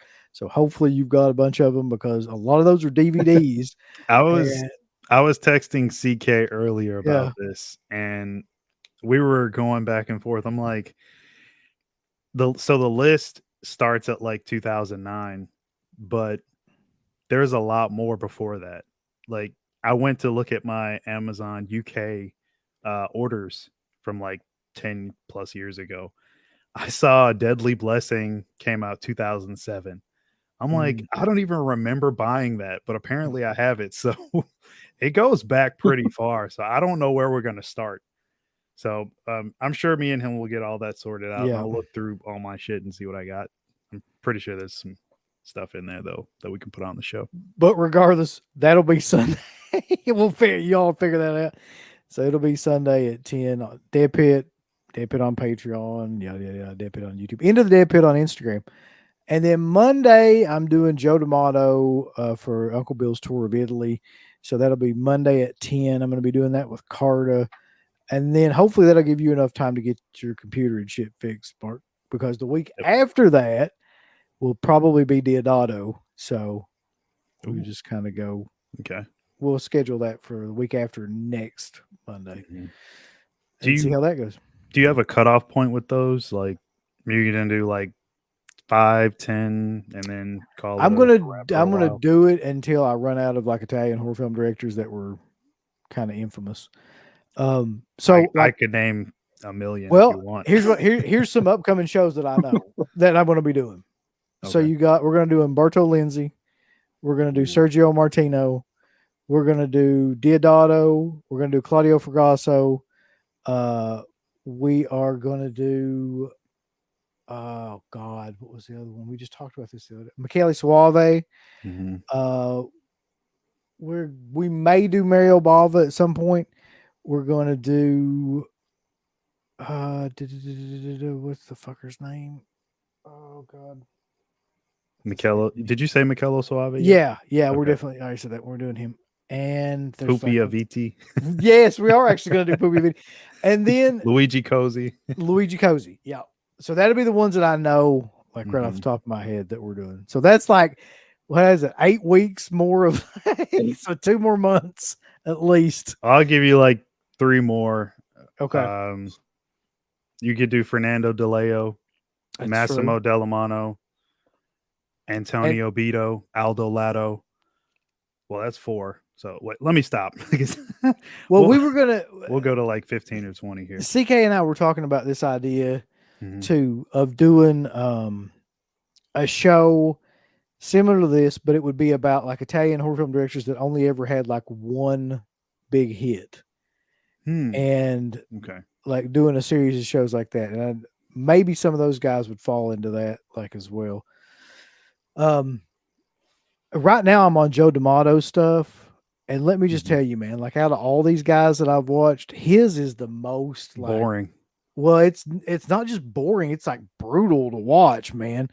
Like Absurd and Beyond the Darkness and the Grim Reaper Anthropophagus.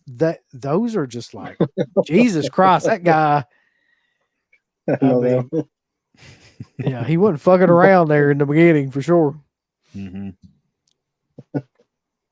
But I'm mad I missed the Baba show. That's the one he eats a baby, right? Yeah, it's like a anthropophagus. It's like a, what the hell he used? Like a animal thing. Like. Yeah, he eats his own intestines in that movie too. What's for dinner? Beef is what's for dinner. But I really enjoyed the Bruno Mattei show a lot because a lot of those movies I hadn't seen or I hadn't seen in years. And that show was the goofiest one. The Bava one was actually legit. Like, you know, you could tell he was trying to do giallos and things like that. The D'Amato one is like kind of like the Last House on the Left section of the Italian films or something. Like, I'm not sure. That's kind of what it reminds me of, like the grimy kind of exploitation style films. And we all know about Diodato. That'll be a hell of a show. So, yeah. Diodato. I hope you guys bring up Raiders of Atlantis. That's a pretty interesting Diodato film. I need to get that from Severin. I think Severin put that out. Yeah. I'll never watch Jungle Holocaust again. Why not, Mark? It's so fucking dry and slow and boring. I'm sorry. It is not Cannibal Holocaust.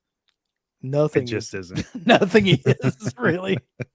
There is nothing to that movie that like I ever care to see again. What about Porno Holocaust?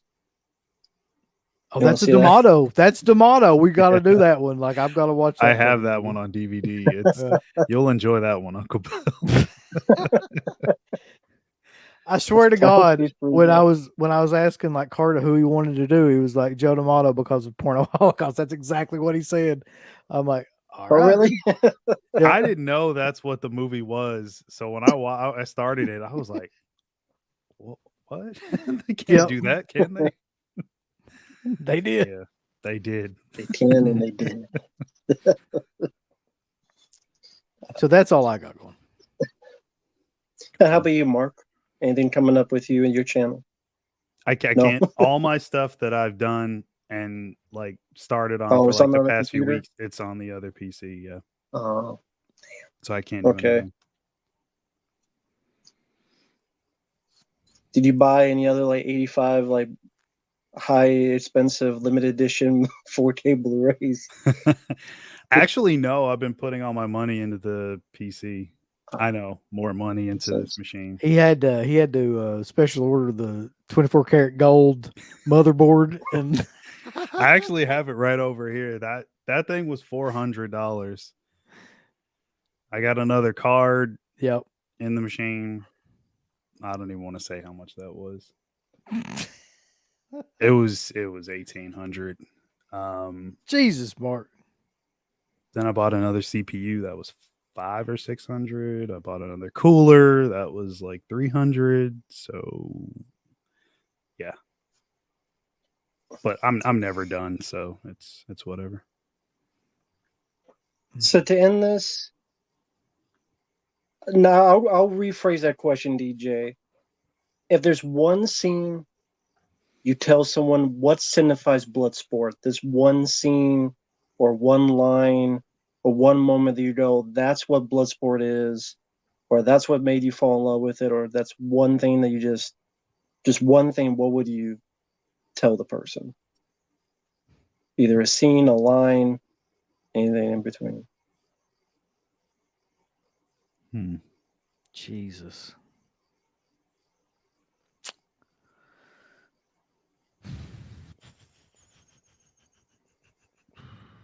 A scene or a line? Or whatever it may be. One bit or one scene or one maybe fight, whatever the one thing.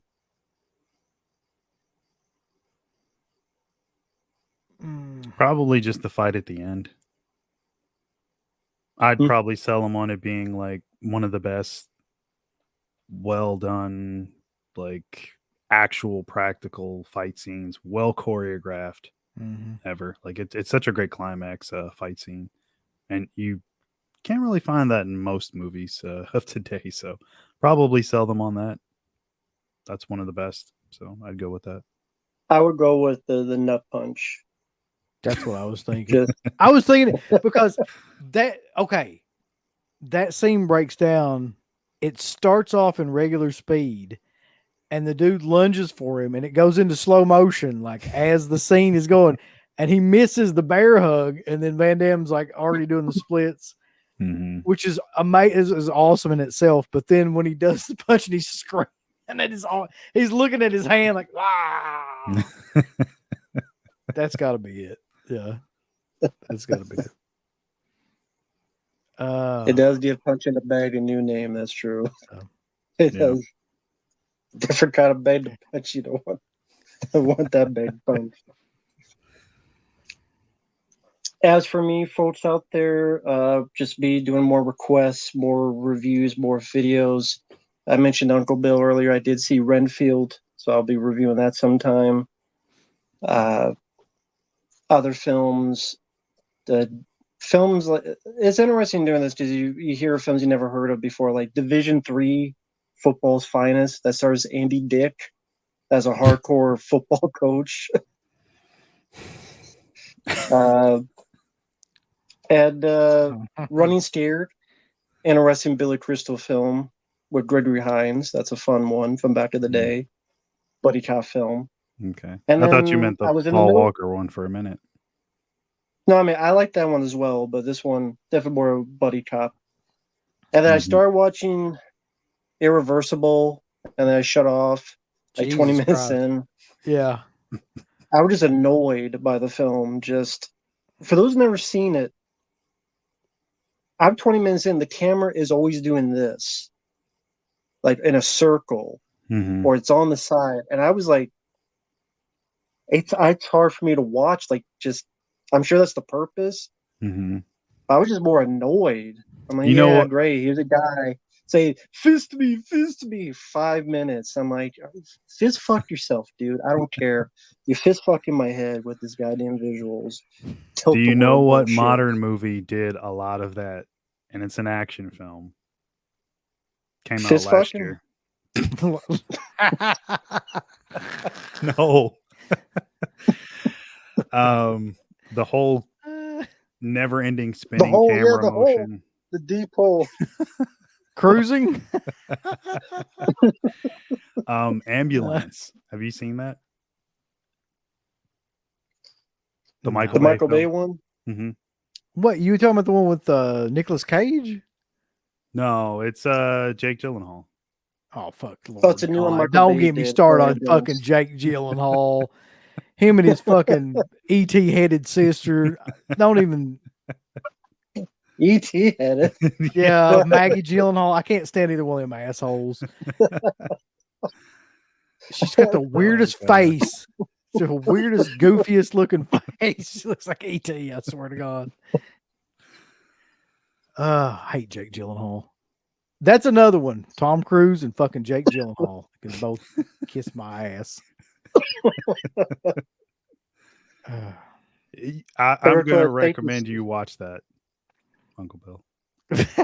No. I can't. Ambulance? I can't do Yeah. it. I don't know if you'd be watching that is like 2.5 hours, wasn't it? It felt like it. Maybe not, but I think it's like 2 hours, somewhere around there. I think it's like a hobo. Yeah, Time Cop's a good one. If these guys are up for it, eventually we'll get to there. Definitely Time Cop for sure. I love it. Yeah, Kickboxer, Time Cop, Double Impact, Death Warrant, Lionheart, Sudden Death. Sudden Death. Mm-hmm. I mean, there's a ton of them. Of course, Double Team. Yeah. Hyams was on a roll in the 90s, man. I forgot about that movie. So, with that said, if all things work out, next week, Thursday, 9 p.m. Central, we will be doing a commentary on Cyborg, directed by Albert Pyun, and we'll go from there. Thanks once again, you guys. Been a lot of fun, like always. And everyone out there, be safe, take care, and be careful of those broke-back ET-headed people, I guess. Maggie Gyllenhaal. Beware of Maggie Gyllenhaal, y'all. Let's see you guys later. Bye-bye for now. Later.